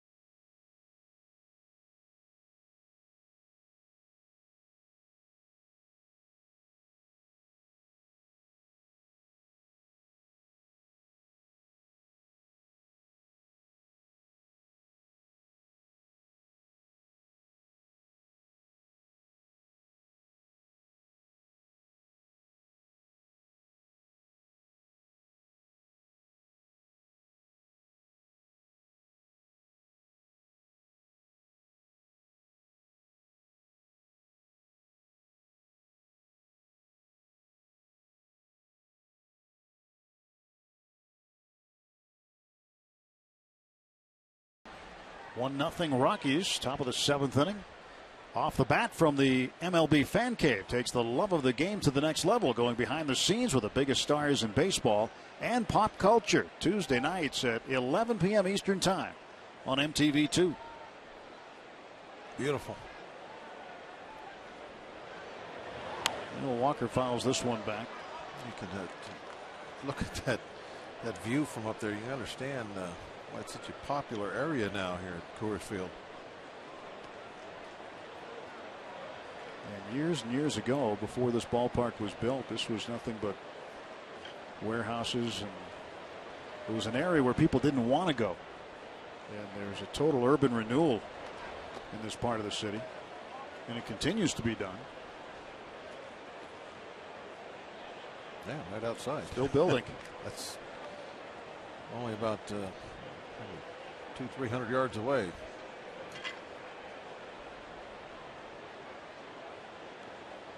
All of residential stuff also, not just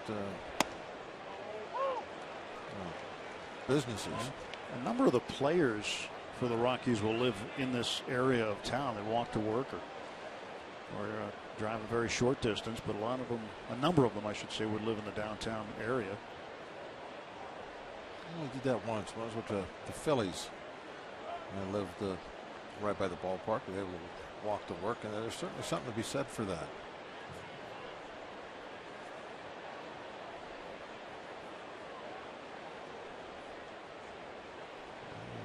I enjoyed that, just being able to, 5-10 minute walk home after the game at night. 2-2 to Walker. Foul off again. Looks like there's a Philly sitting right behind home plate. Somebody with a Philly hat on.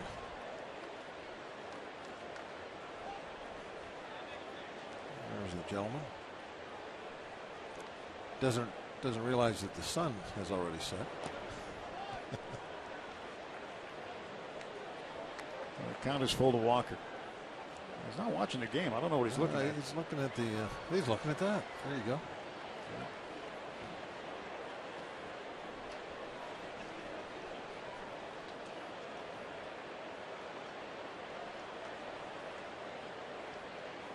And the 3-ball, 2-strike pitch to Walker. In the air to left center. Dickerson under it. That's the out. So 1 out in the Pirates half of the 7th. Here's a look at the road ahead for the Pirates, brought to you by Nissan. Tomorrow for the Bucks, Jeff Locke making his 10th start of the year. His first 9 starts, he's walked just 8. Has posted an ERA of 3.05. For the Rockies, it'll be Tyler Matzik, who matched up against Locke last time out and gave up 3 runs on 7 hits in 6 innings. Then Sunday, Edinson Volquez will take on Franklin Morales. As Rockies have let us know, it will be Morales on Sunday. Anderson keeps dropping that hook in to get ahead of hitters. First pitch to Martin. He's dropped it right in there, about bell high. It's the same kind of outing, similar outing that he had, except a little better so far than he had last time out. Better velocity, I believe. And not to where I think it's a big difference. It should be making a difference. But I think he's got maybe averaging 1.5 miles, maybe 2 mile an hour more than what we saw, at least from what I can remember.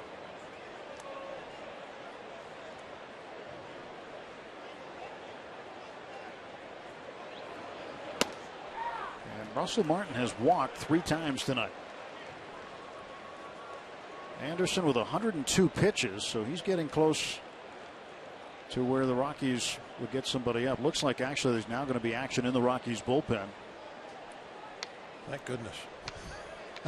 That's what I say. That's what we need. And now they're going to go out and see if he's okay. Manager, pitching coach, and trainer coming out to check on Anderson, who doesn't look like he's had any kind of problems at all tonight. Looking at his finger. Keith Duggar, the trainer for the Rockies. Getting a first look at it. Didn't like his initial reaction when he saw it. Oh, that's it. He's out. So Anderson is out of the ball game. And Canely looks like he's going to be the one to come in. And he'll get as many pitches as he needs to warm up. And Anderson not very pleased right now. He was on a roll. Pitching a 2-hit shutout in the 7th inning, has to leave the game. And Tommy Canely will come in, so the bullpen will get activated for the Rockies. 1-0 Colorado. We'll be back after this pitching change timeout.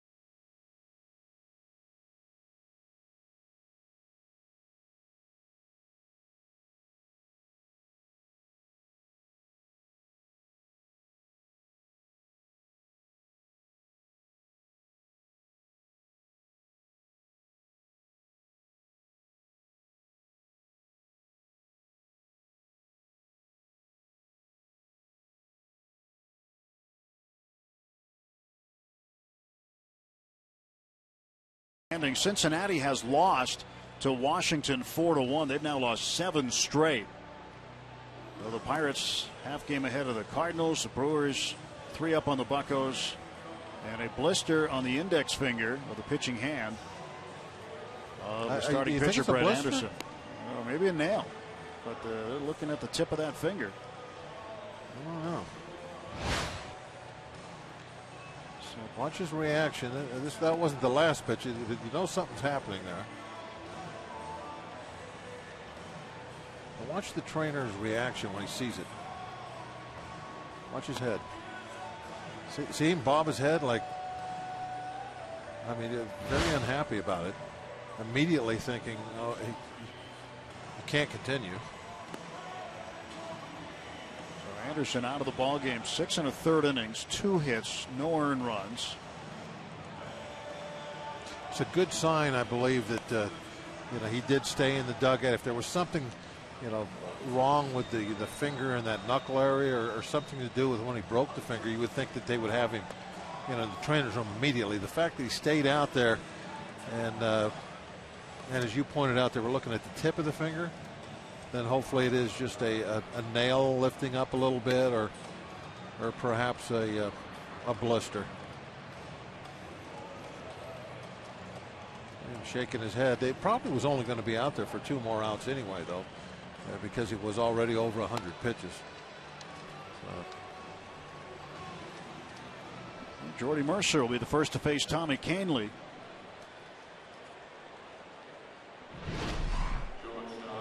forget, as you're getting ready to have a cold one, don't forget Miller Time later in tonight's broadcast, brought to you by Miller Lite.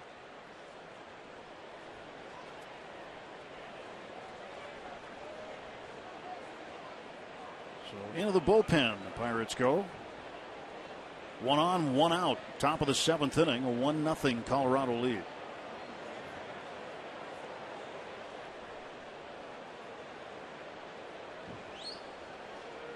Canely got some work against the Pirates in that last series and a couple of appearances. Picked up in the Rule 5 draft by the Rockies in 2013.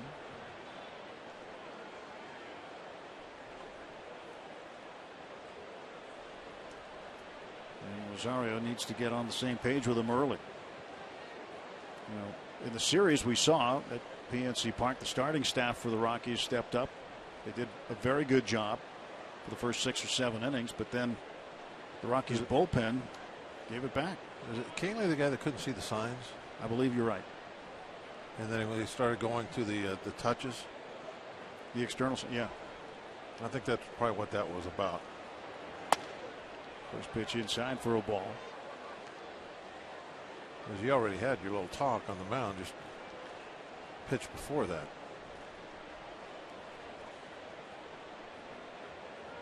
See if he gives external signs or fingers. No, it looks like he's going fingers. Wrong.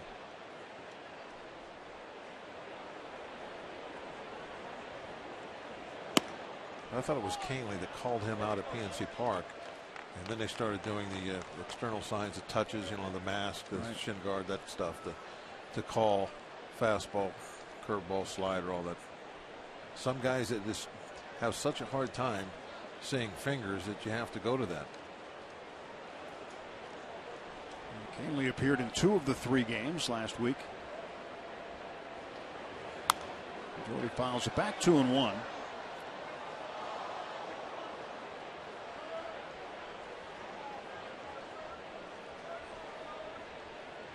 Rockies relievers threw a lot of pitches too per inning, at least 10 more pitches per inning than the Pirates relievers did. And then sweep at PNC Park, average 23.5 pitches per inning, while the Pirates relievers average 13.5 pitches per inning.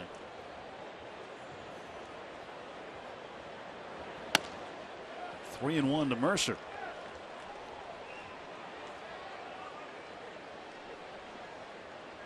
Also, Pirate hitters hit 424 against them. And the Rocky hitters hit 211 against the Pirates bullpen. Brent Morel on deck. Happy to be back, getting a chance in the big leagues. 3-1 to Mercer. There goes Martin, and Mercer fouls it back. Trying to stay out of a double play.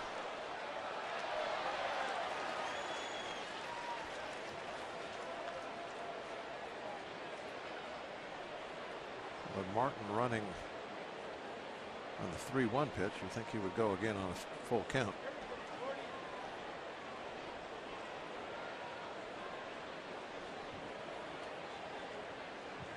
One out, top of the 7th. Jordy Mercer 0 for 2 tonight.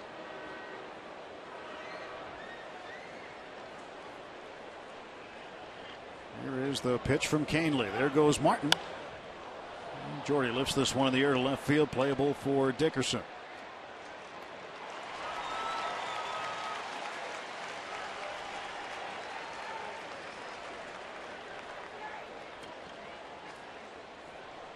And Clint Hurdle will take Brent Morel out of the ball game, and now Pedro Alvarez will come up.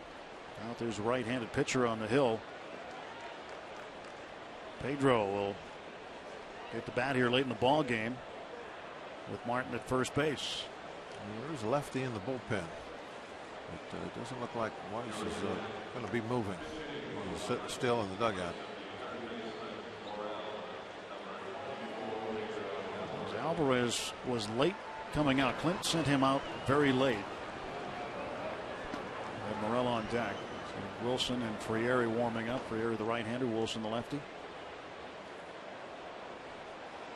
And then very late in that at bat, Clint pulled Morel out of the circle and put Pedro up there. And a strike called to Alvarez. He left Tuesday night's game with left knee discomfort. Rex Brothers in the pen for the Rockies. Pedro's hit safely in 3 straight.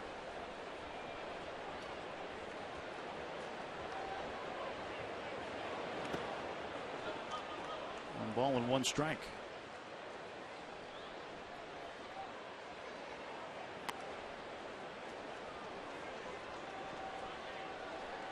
Ross represents the tying run.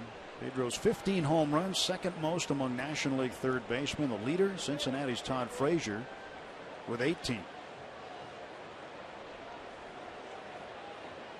And the Reds lost again today. Cardinals lost today. Pitch to Pedro. Swung on a chopper foul.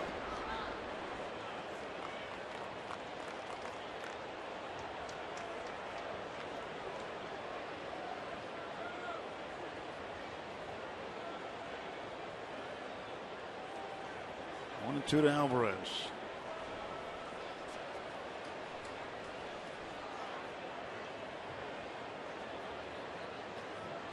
Looking by Canely. Now the stretch. Right off of first. Rosario setting up outside. And Pedro chased one. Strikes out. And the half inning comes to an end. It is stretch time in Colorado, middle of the 7th. Rockies 1, Pirates nothing.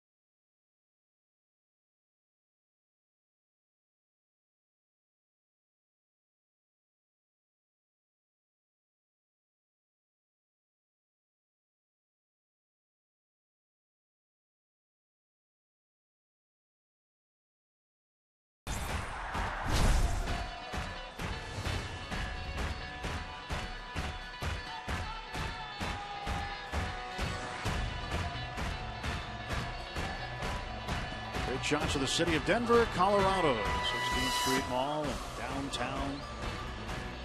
Interstate 25 that runs north to south right through it. And Charlie Morton just given up the 1 run in the 3rd inning. A leadoff triple by DJ LeMahieu led to a run. Josh Rutledge an RBI double. Well, Charlie is really pitched in a lot of games kind of like this, hasn't he? He has. Just not getting a lot of run support, unearned runs against him. He can have so many more wins now than he does. Ben Paulson, first baseman, takes a strike. Paulson has reached base safely twice in each of his first 4 games as a Rocky. The only other Rocky to do that was Todd Helton in 1997. Pedro Alvarez stays in the game at 3rd. Here's the pitch. Inside. 2-1 to Paulson.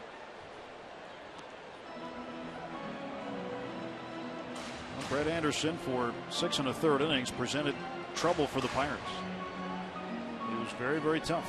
Had his fastball tonight, coupled that with his breaking pitch. Had to leave due to a blister on his left index finger, or a problem with his left index finger. That one's a fair ball, brings up chalk, and Polanco will have to chase it into the right corner. And Paulson is in with a double. It's his second one.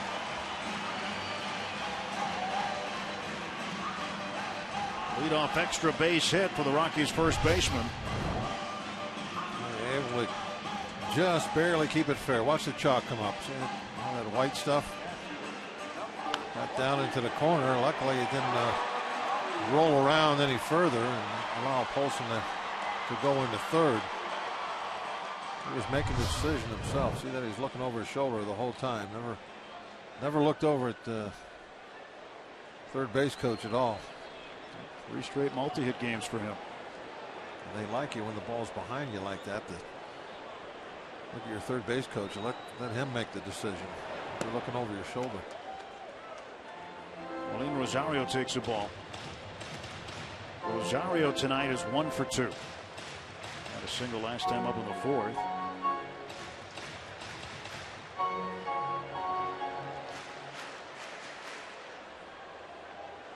You don't see a lot of 1-0 games here in Colorado. There's not many at all.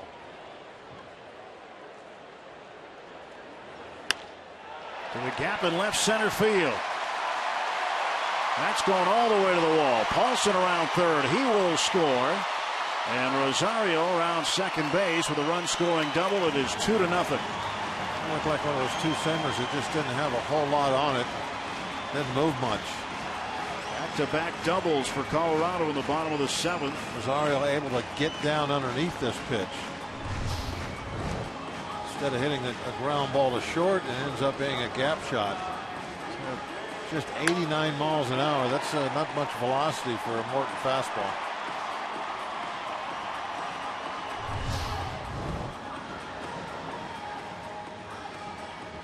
Double number 16 for Marlins Rosario.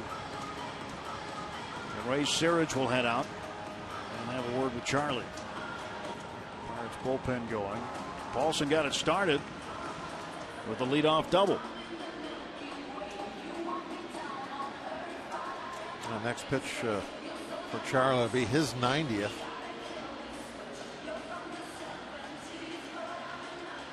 And he's been effective to this point of the game with his pitches in terms of the economics of them, but 6 hits, and 4 of the 6 hits have gone for extra bases. 3 doubles and a triple and 2 singles.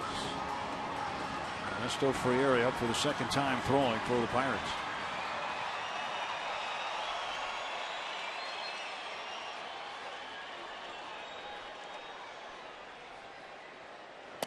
LeMahieu looks to show bunt. Rosario heads back to the bag quickly on the bluff throw from Russell Martin.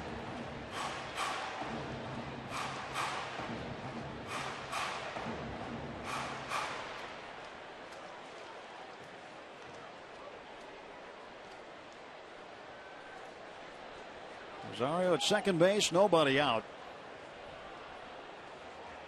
And LeMahieu pulls the bat back, chops it into left field, a base hit. They will hold Rosario at third base.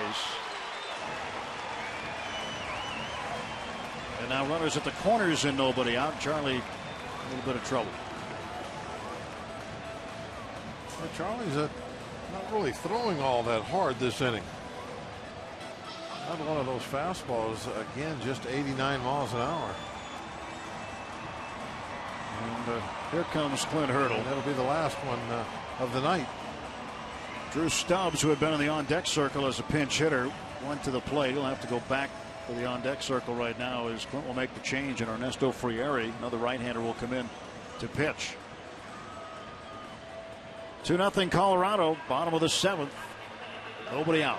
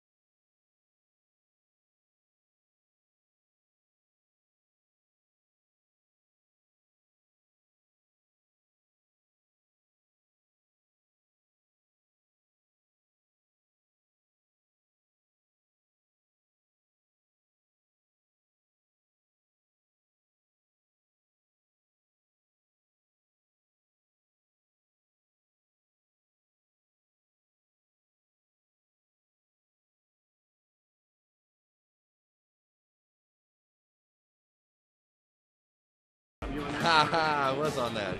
Yeah, I mean, I got to ask Kutch. He's been to a couple of these. Here, Tony Watson talk more on All-Star fashion with Josh Harrison and Andrew McCutcheon as we take you behind the scenes of the Buccos All-Star trip to Minneapolis. Check out the Pirates' red carpet arrival. See the guys mic'd up for batting practice and much more. It's Inside Pirates Baseball. Twin City Trio debuts Monday at 9 on Root Sports. 2-0 Rockies, bottom of the 7th, 2 on, nobody out. Charlie Morton finished for the evening after going 6+3 batters, gave up 3 straight hits, 2 doubles and a single to start the bottom of the 7th. And now Ernesto Frieri is on, and he has looked much better lately. He has pitched a lot better of late. He's been getting a few more swings and misses on that slider, which is important for him. I think that is one of the things that he and the Pirates both are going to be looking for, is to try and get back to that point to where he was a strikeout guy, where hitters were coming up empty, no contact more often than not. And when he his better times with the Angels, he got a lot of strikeouts. Facing Stubbs, infield drawn in, and he delivers a strike. 6 straight scoreless innings for Frieri. Monday and Tuesday nights against the Dodgers worked scoreless innings as well. Stubbs hitting .297. Outfielder coming off the bench to pinch hit in the 9 spot in the bottom of the 7th inning.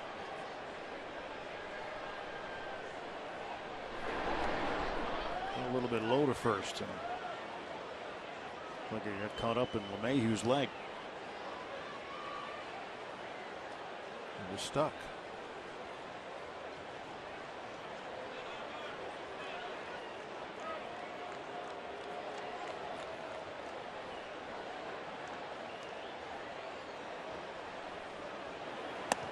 Strike 2 right by him. And Stubbs had issues with the strikeout while with Cincinnati. Good heat on this one. 95. Located well at the letters. Yeah, if Stubbs would have had offensive numbers like he has here in Colorado, in Cincinnati, he'd probably still be in Cincinnati. Right? He's an outstanding defensive center fielder. A bouncer to third base. It's over the head of Alvarez into left field. Rockies allowed another run. LeMahieu coming to third. Safe at third is DJ LeMahieu. And Stubbs over to second base. 3-0 Colorado. Close play at third. I wonder if the Pirates will look at this one.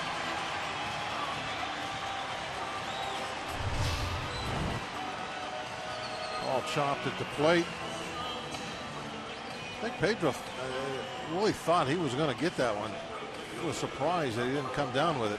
This is the play I was talking about. Nah, he's in there. Thought maybe it was a little closer than that. It didn't look like Pedro kind of thought he was going to make that play, the way he was like moving already toward home to make a throw.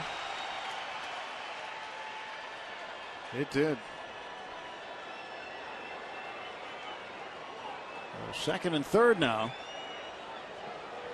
And still nobody out. And they're going to walk Blackman to load the bases.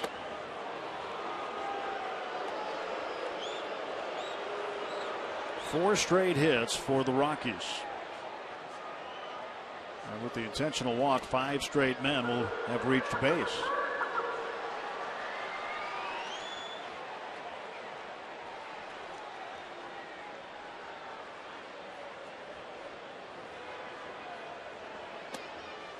That run with Rosario scoring is charged to Charlie Morton. And he is still responsible for LeMahieu, who is at third base.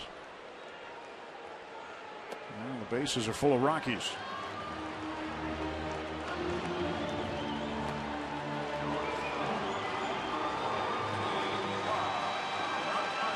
And Charlie's ERA is going up a little bit tonight. Came in at 3.28. Sitting at 3.33 currently. That hit for Stubbs, by the way, has been ruled a double, not a single and down to second on the throw. They've sent us word from the official score that that'll be a double for Stubbs. And the pitch now to Rutledge. That's up and in. Need one of those one hoppers back to the mound. Well, home the first double play. Nice. That is what we're looking for now. I know that's being a little specific, but that's what I want. A jam shot, one hopper. Right back to Frieri. Quick throw home, and then another one to first. Throw down to first base. Getting back is Blackman.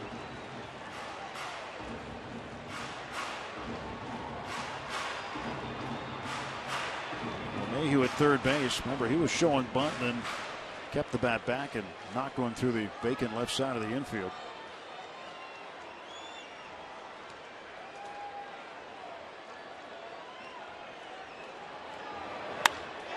And this is big time trouble. Going to the wall. LeMahieu will score. Stubbs right behind him. Here comes Blackman. Josh Rutledge has cleared the bases. It's 6-0 Colorado. As an offense, you're always looking for a big hit. I've talked about this a lot over the last 2 or 3 weeks. The big hit in the right moment to break the game open, put the game away. That's what the Rockies accomplished with that. Now it's a tight ball game to this point. The opportunity is there to do something special, and you come up with a gap shot. One hop the outfield wall, and everybody scores. Which is exactly what you're trying to avoid, obviously, when you're on defense. Stay away from those big innings. The big innings, the crooked numbers, that's what win ball games more often than not. Pitch now to Corey Dickerson as a strike. Now this year, when the Rockies have had losing streaks rather of 4 or more games, and they had lost 7 straight before they got a win in their last ball game. The next game, they had always lost. They were 0 for 4, trying to win back-to-back games following long losing skids. But tonight, they put a pretty good down payment on back-to-back wins. It'll be tough now. 6 down with the Pirates with 6 outs left.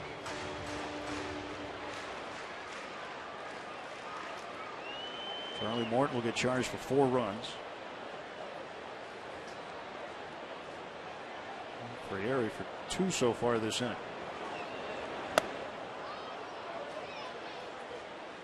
And Dickerson with a swinging strike. It's 1-2.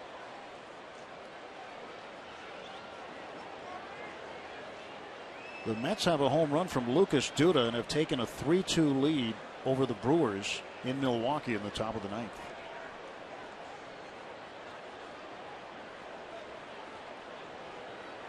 At least we can give you a little good news.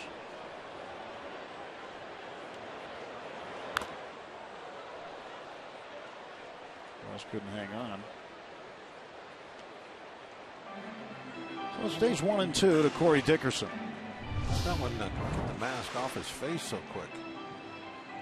Ooh, pretty good hit. Thought he hit the glove first. Looked like it missed it. You see the way his head jerks back and he acted like it was nothing. It's a pretty tough little catcher right there.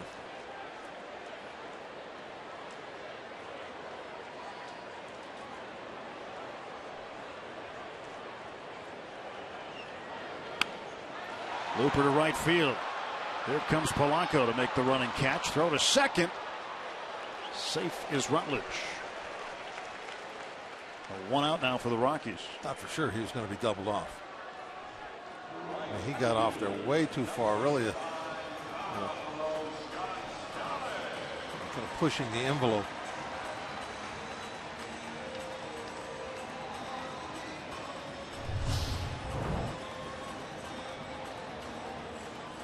Nice quick release. Rutledge just must be real quick, a lot quicker than I thought. He went halfway, and in my mind, he wasn't going to make it back. He did. So Clint Hurdle is coming out, and he wants to talk to Tom Hallion. Well, Clint thinks Rutledge might not be that quick either. He just came out to pay him a visit, say hi. Must have got a thumbs down. Red light. Maybe that's another way to do it. Put like a stoplight in the dugout. Oh, we had a long conversation yesterday's game about different. I missed that ways. yesterday.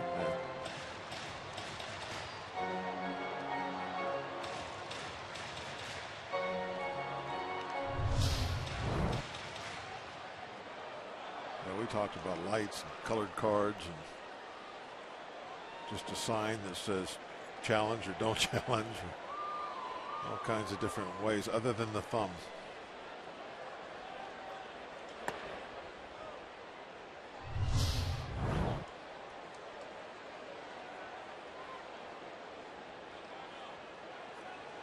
See from there, blocked a little bit.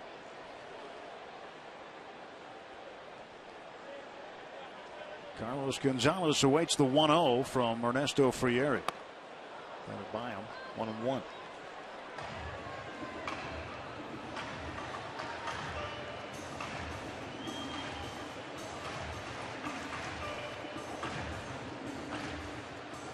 Frieri had pitched well at Coors Field prior to tonight. His ERA here in his career was 0.84. But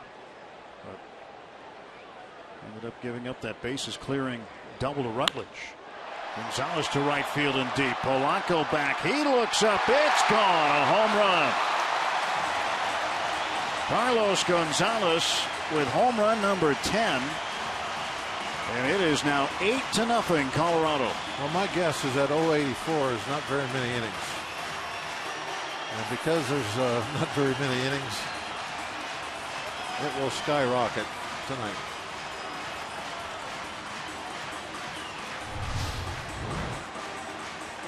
Take a look at the pitch. A change-up, I think.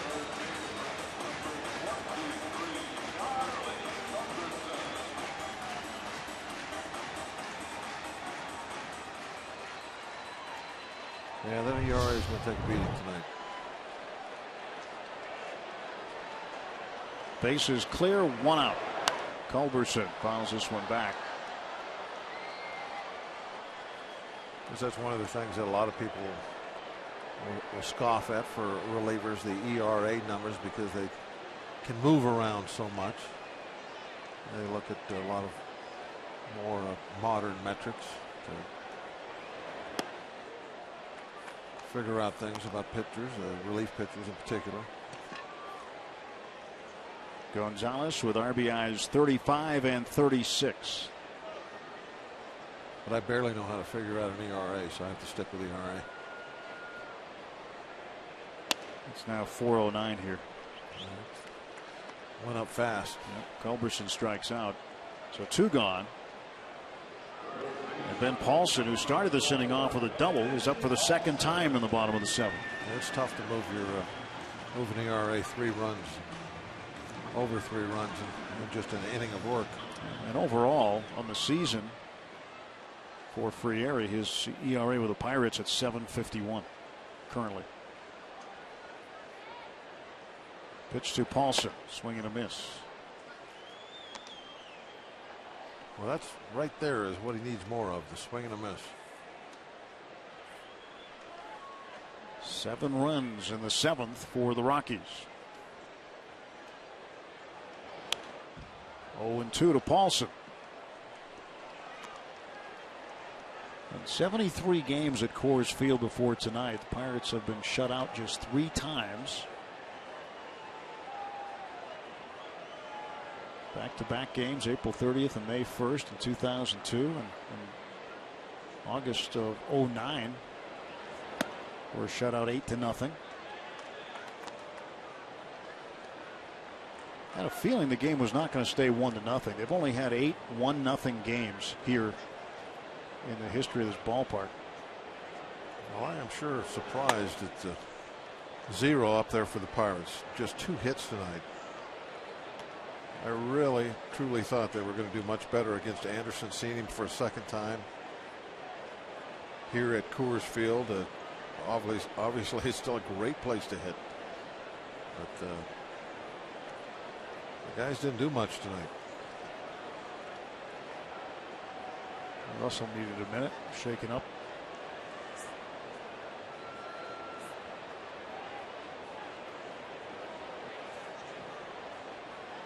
2-2 pitch to Paulson.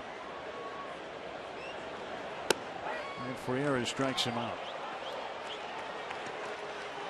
7 runs for the Rockies.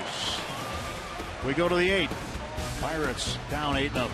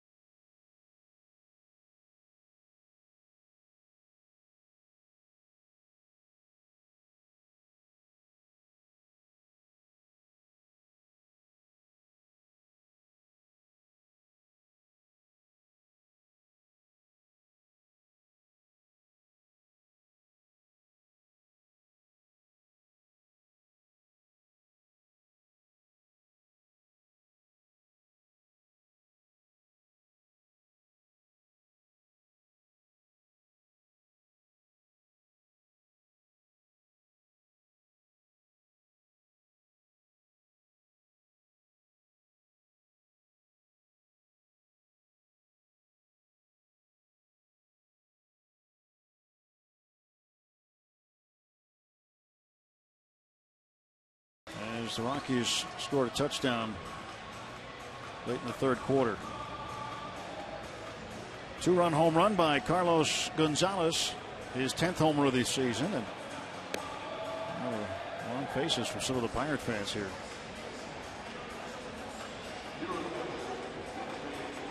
So some changes, or a change anyway. Rex Brothers, the lefty, coming up. This will be his 50th appearance. He's now 3rd in appearances in the National League, behind Will Smith of Milwaukee and Brad Ziegler of Arizona, who have 52 each. Rally cap. And Martinez takes a strike. Switch hitter. Pinch hitting in the 8th inning. No opponent has been shut out at Coors Field this season.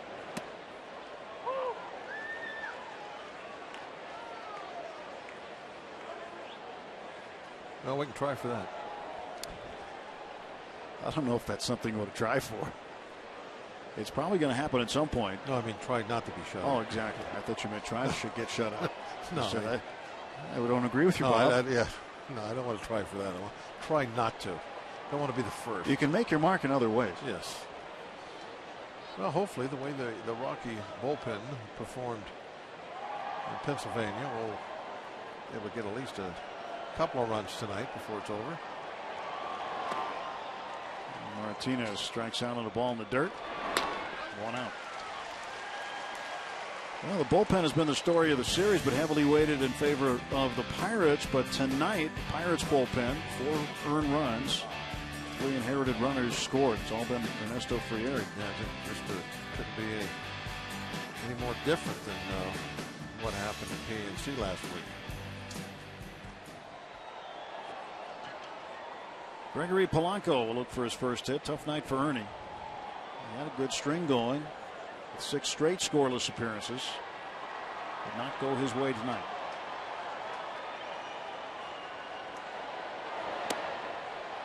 Polanco facing another left-hander.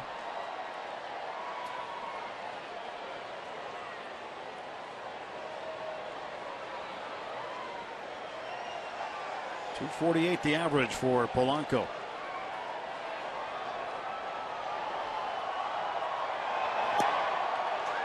One ball, one strike.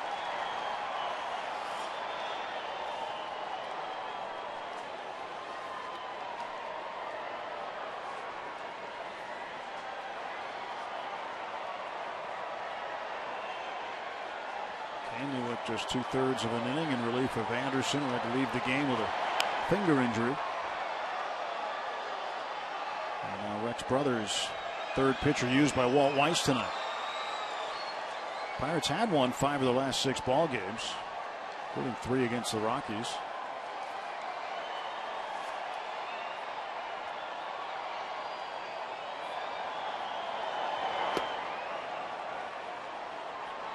Mama said there'd be days like this.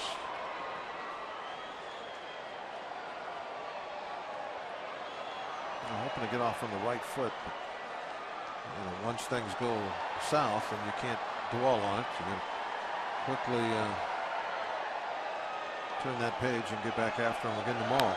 2-2, and Polanco hits it to center field. Blackman backed up, makes the catch, and there are 2 gone. And here's tonight's Barrel Automotive League leaders stat. Teams with the highest winning percentage against one division. The Pirates against the National League West and National League East on top of the list. Brewers against the NL West, doing a good job there too. Barrel Automotive League leaders stat.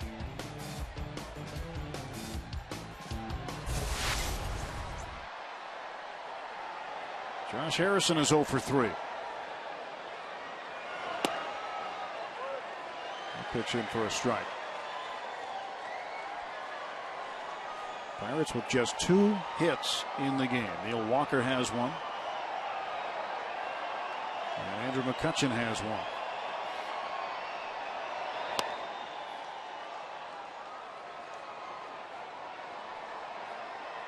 Eight runs on 10 hits. The big inning, the 7th. Turned a 1-0 game into an 8-0 game.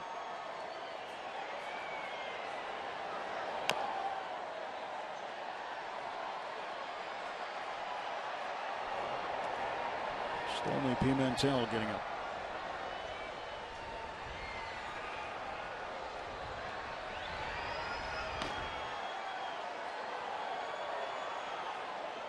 Stormy will pitch the bottom of the 8th. And Harrison, a ground ball into left field, a base hit. 2-out single for Josh, just the 3rd hit tonight by the Bucks.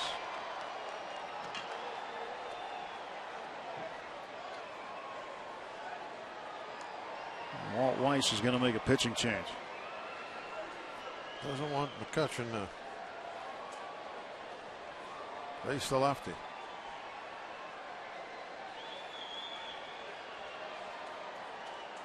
So right-hander coming on for the Rockies. And we will be back after this pitching change timeout. Colorado 8 and the Pirates nothing.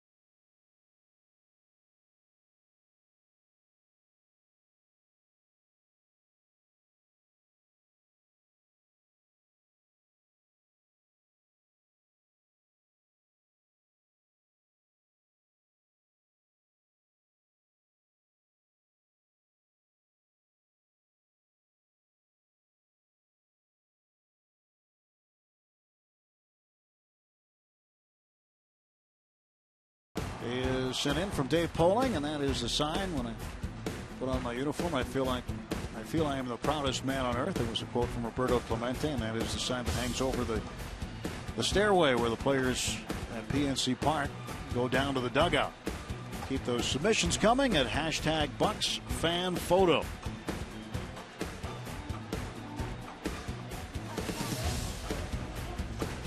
Here at Coors Field, 2 men out. Andrew McCutchen coming up. He'll face Nick Massett. Rex Brothers is out after getting the first 2 outs, giving up 1 hit. Well, after what happened in the last series, not taking any chances. Going right to the bullpen, even with a big 8-run lead, bringing in Massett and all the right-handers coming up. McCutchen a swing and a miss. Cut struck out once, grounded out to short, and had a base hit through the hole on the left side of the infield in the 6th inning. And Walt Weiss saying no chance this time. No come from behind wins. And with 2 outs, he was not going to let Brothers face McCutchen.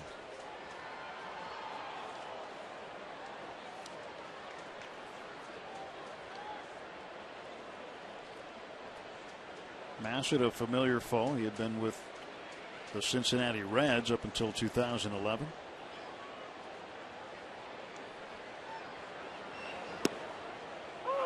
One and 2. Massett lives in Odessa, Florida, 32 years of age. Been with the Texas Rangers and the Chicago White Sox, along with Cincinnati. Didn't pitch last year, is injured. And he strikes out Andrew McCutchen. Cut's frustrated, as are the Pirates hitters tonight. 3 hits and no runs after a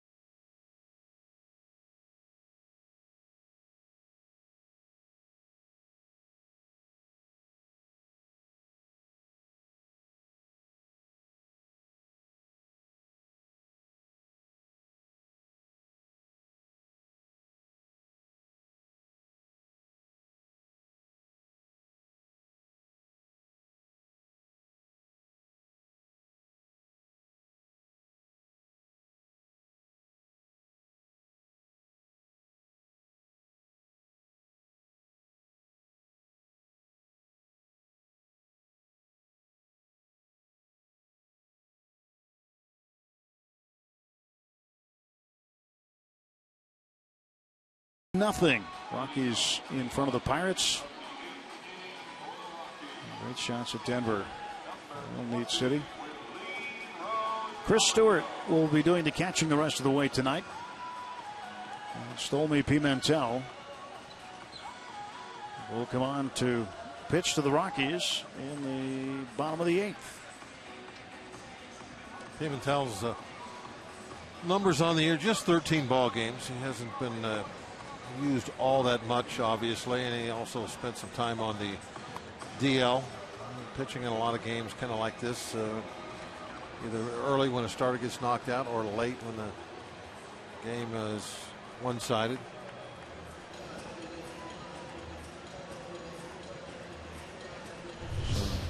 Stewart behind the plate. And Russell was shaken up a bit. Yeah, before that, maybe. That was before the last pitch. Hopefully he's okay.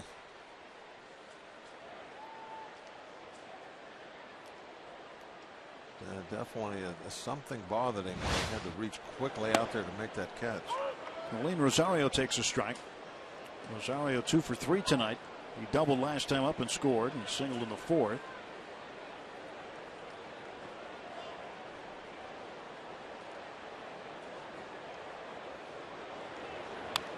Nothing in 2.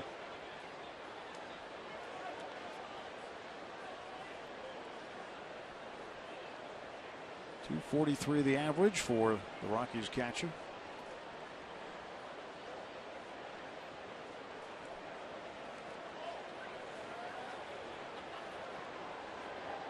Colorado sitting in the basement of the West, 15.5 games out prior to this one tonight.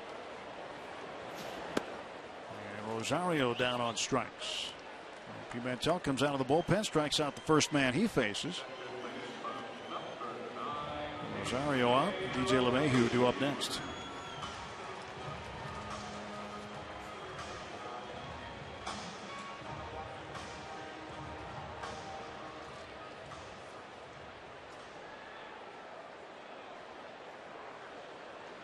Yeah, I know the Pirates still think of Pimentel as a possible starting pitcher down the road. I wonder, because of the lack of work he's got this year, if he might do a little wintertime pitching. See if he can get some extended out.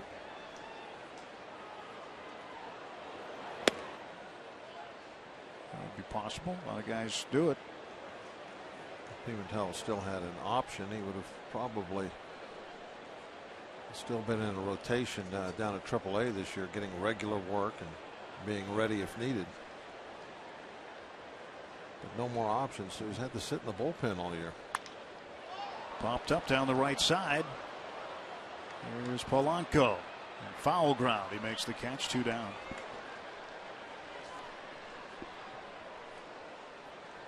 Well, final score now from Milwaukee. The Mets have won it 3-2. So the Pirates won't lose any ground. They can't come back and get 8 runs in the 9th inning.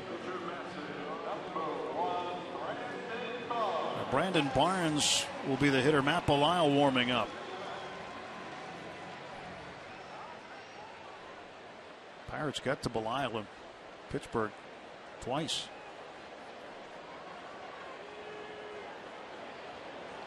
He'll have a little cushion this time. Harrison on the run. He'll have room to make the over-the-shoulder catch. 1, 2, 3 go the Rockies. And we'll go to the 9th inning in Denver.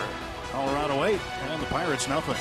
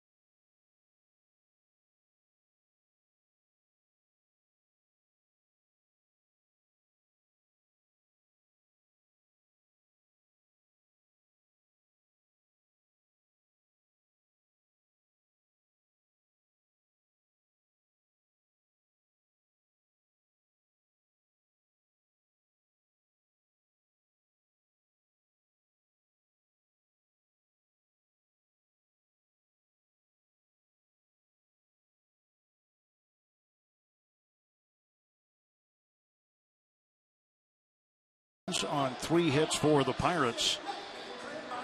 And in 1,584 games here at Coors Field, only 6 teams have been shut out here while recording only 3 hits or fewer. And 2 of the 6 times were the Pirates. 2002 on back-to-back days, April 30th and May 1st, and 10-0 and 6-0 shutout losses by the Buccos. So Matt Belisle will mop up duty tonight. We'll be hoping to put up a 0. The ERA needs some polish. 5.5. Opponent batting average pushing 300. Not pretty numbers at all. Gabby Sanchez, Neil Walker, and perhaps Ike Davis. Davis has a helmet on in the dugout, holding a bat.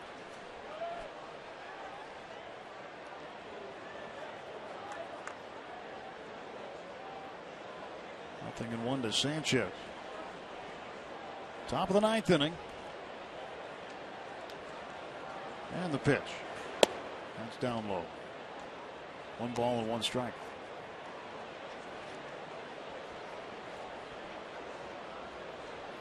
This is one of those games, perhaps, Bob, where as Gabby grounds this one into center field and a base hit. Just out of the reach of Rutledge. A leadoff single for Sanchez. He's now 1 for 4. I'll say one of those games, perhaps, where Clint Hurdle afterward would say, just have to shower well. Come back, get after it again. Whatever the saying you want to put on it, turn the page. It doesn't matter. It all means the same thing. Forget about it. Doesn't mean anything. It's a loss. 1-0, 8-0. All counts for the same thing.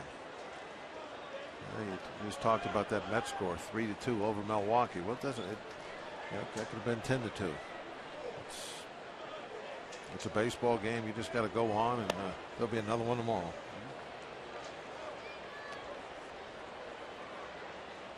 You gotta have a little bit of a short memory in this game. First of a 10-game Western road trip for the Pirates. Rockies 3 outs away from their 42nd win of the year. And a pitch into Walker, gets the bat left-handed. 2 balls and no strikes. At least get the 0 off the board. That would be nice.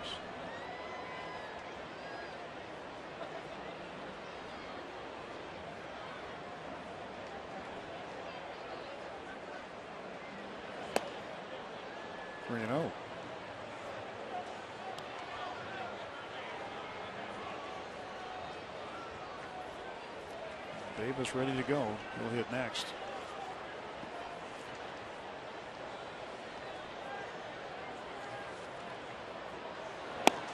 And a strike call.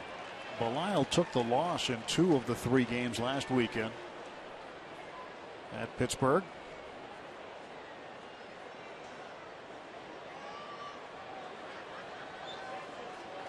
Three and 1 the count. Here's the pitch to Neal. That's ball 4, and the Pirates have 2 on with nobody out.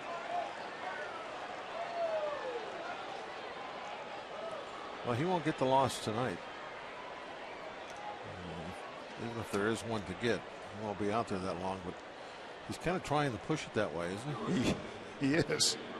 8-0, and he can't throw a strike. You'd figure he'd be throwing nothing but strikes, and at least at the beginning of the inning, attempting to let the hitters get themselves out. Gabby with a base hit, Walker with a base on balls, and he is at first. So nobody out for Ike Davis. And the pitch on the outside corner for a strike. Pretty borderline. Might have got one there. Tomorrow, Jeff Locke at 2-1. Tyler Matzik, he's 1-4, both left-handers. 8:10 Eastern time, the first pitch. That'll be game 2.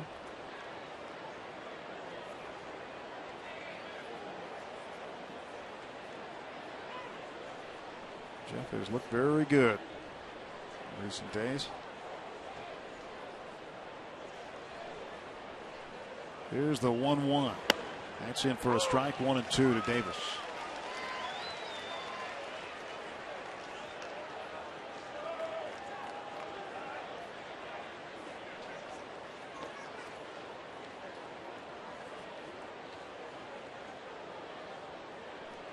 Mike hitting .237. He's got $2 on the pond right here. And the pitch from Belial. Swung on, foul back.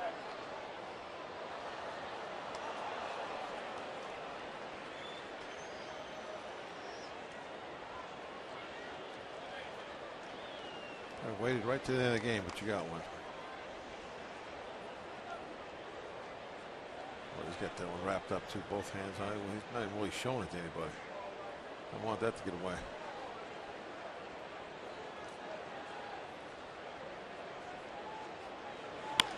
Davis, a ground ball into left field. That's a base hit. Gabby will be held at third. The base is full of Bucks. So Belial comes out of the bullpen. Pirates load the bases with 2 hits and a walk.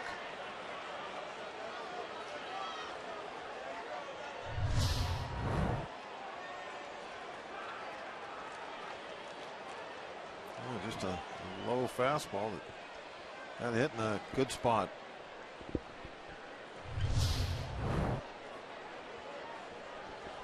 Now, there's nobody throwing in the bullpen. No. I realize it's 8-0. Well, Jim Wright, pitching coach. Well, that's going to change because Adam Ottavino has just gotten on. It was 8-0 last inning too. The pitching changed with 2 outs just to bring in a right-hander to pitch to McCutchen.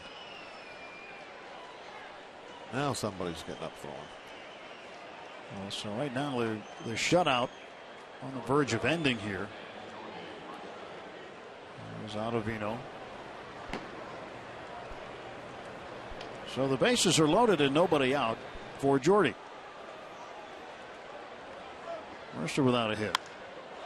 And this is going to get a run in as Blackmon continues to drift back. He makes the catch. Gabby will tag from third and score. It's now 8-1. Now you get your wish. No shutout. No shutout. That's the first thing.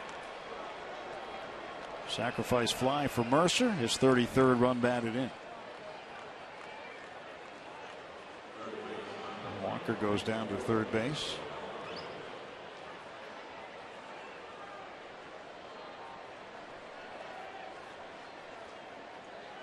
Pedro is up. Pedro cut this lead in half with 1 swing. Last home run came on the 11th at Cincinnati.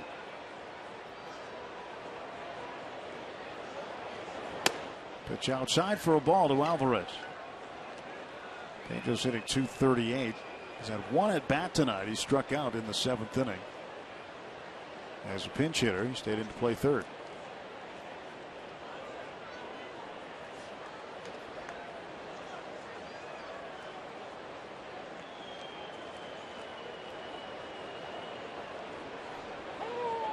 Time is called. I don't know why he called time so late. Chris Guccione, the umpire, gave the timeout. If Pedro called it, Guccione does not have to give him the timeout. And Belial was almost throwing the baseball there.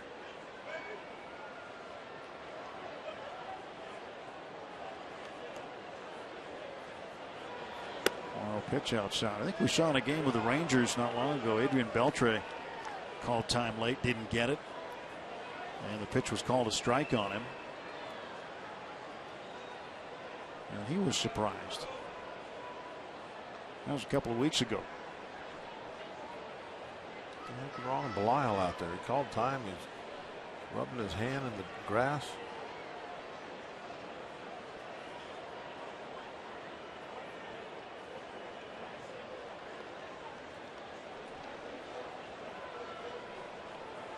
Waltz. What the heck's going on? Waltz thinking, let's go. He walked behind the mound and was rubbing his hand in the grass, his pitching hand. Not sure what all that was about. 91-mile-an-hour fastball, swing and a miss, 2-1.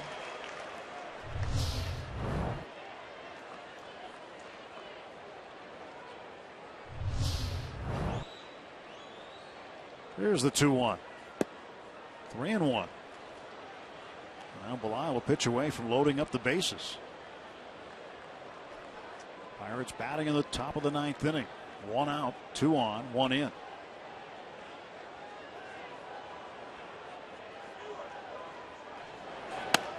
Ball 4, bases loaded. Second walk issued by Belial.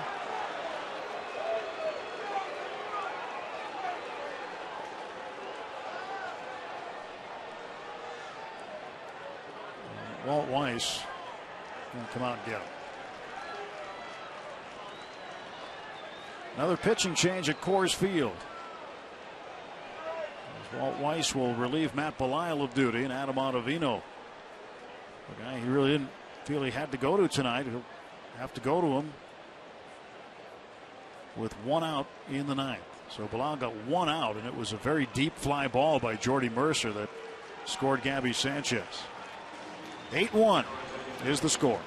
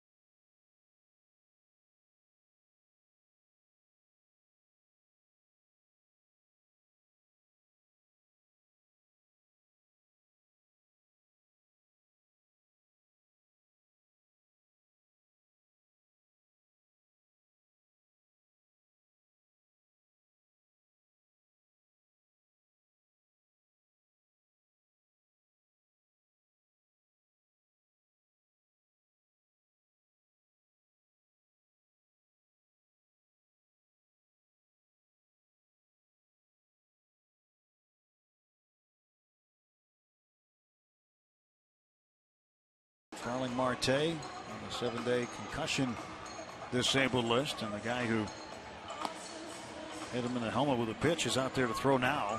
Adam Ottavino.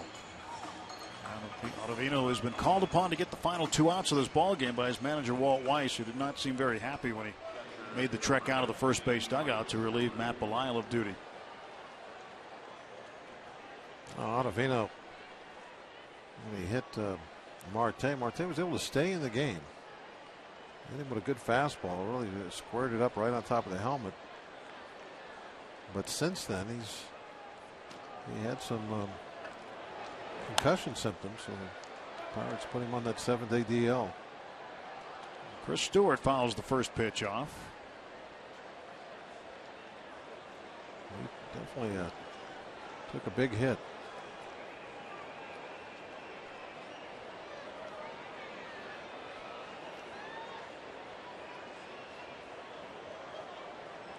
Pitch to Stewart. Popped him up right side of the infield.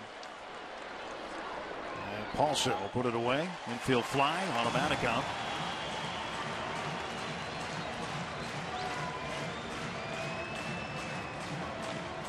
And the Pirates down to their last out tonight. It'll be up to Gregory Polanco. Polanco is 0 for 4.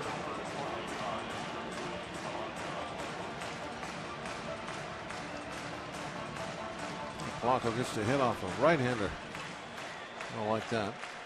He's probably thinking it's about time. Still hitting over 300 against right-handed pitching.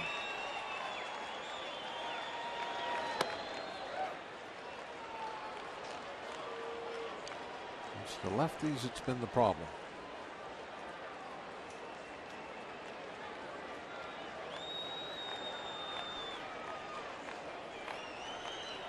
A 1-0 pitch to Gregory Polanco. It's 1-1.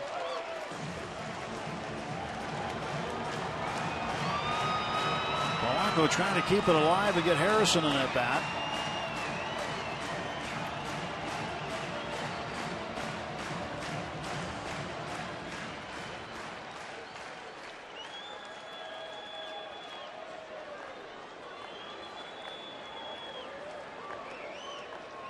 The 1-1.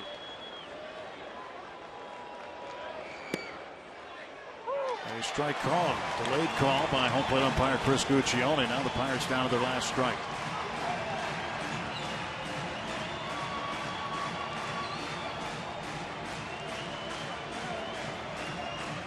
Everybody up at Coors Field.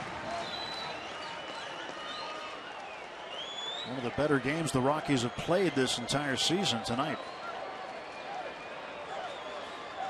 1-2 pitch. And Polanco to third base. Culberson throws to second. Out at second is Alvarez. And the ball game is over. And the Rockies take game one with an 8-1 win. Gonzalez with a 2-run home run. Rutledge had a couple of RBI doubles. And Brett Anderson's going to come away with a victory in this one tonight. His first of the year. Charlie Morton will suffer the loss. And the Pirates now 54-48. 6 games over 500. Well, Charlie did a pretty good job tonight. Things fell apart there at the end. Bullpen did him no favors, that's for sure. But it was more of the same for Charlie. Just nothing to work with. They didn't get him any runs. And I've said this a couple times already tonight. I really thought that the Pirates offense was going to do a better job against Anderson tonight. And Anderson actually looked like he made it look easier than that really good game that he had at PNC Park. So Walt Weiss's team comes away with an 8-1 win in game one here at Coors Field tonight. Let's go back to Pittsburgh. Paul Alexander and Ken Maka are standing by.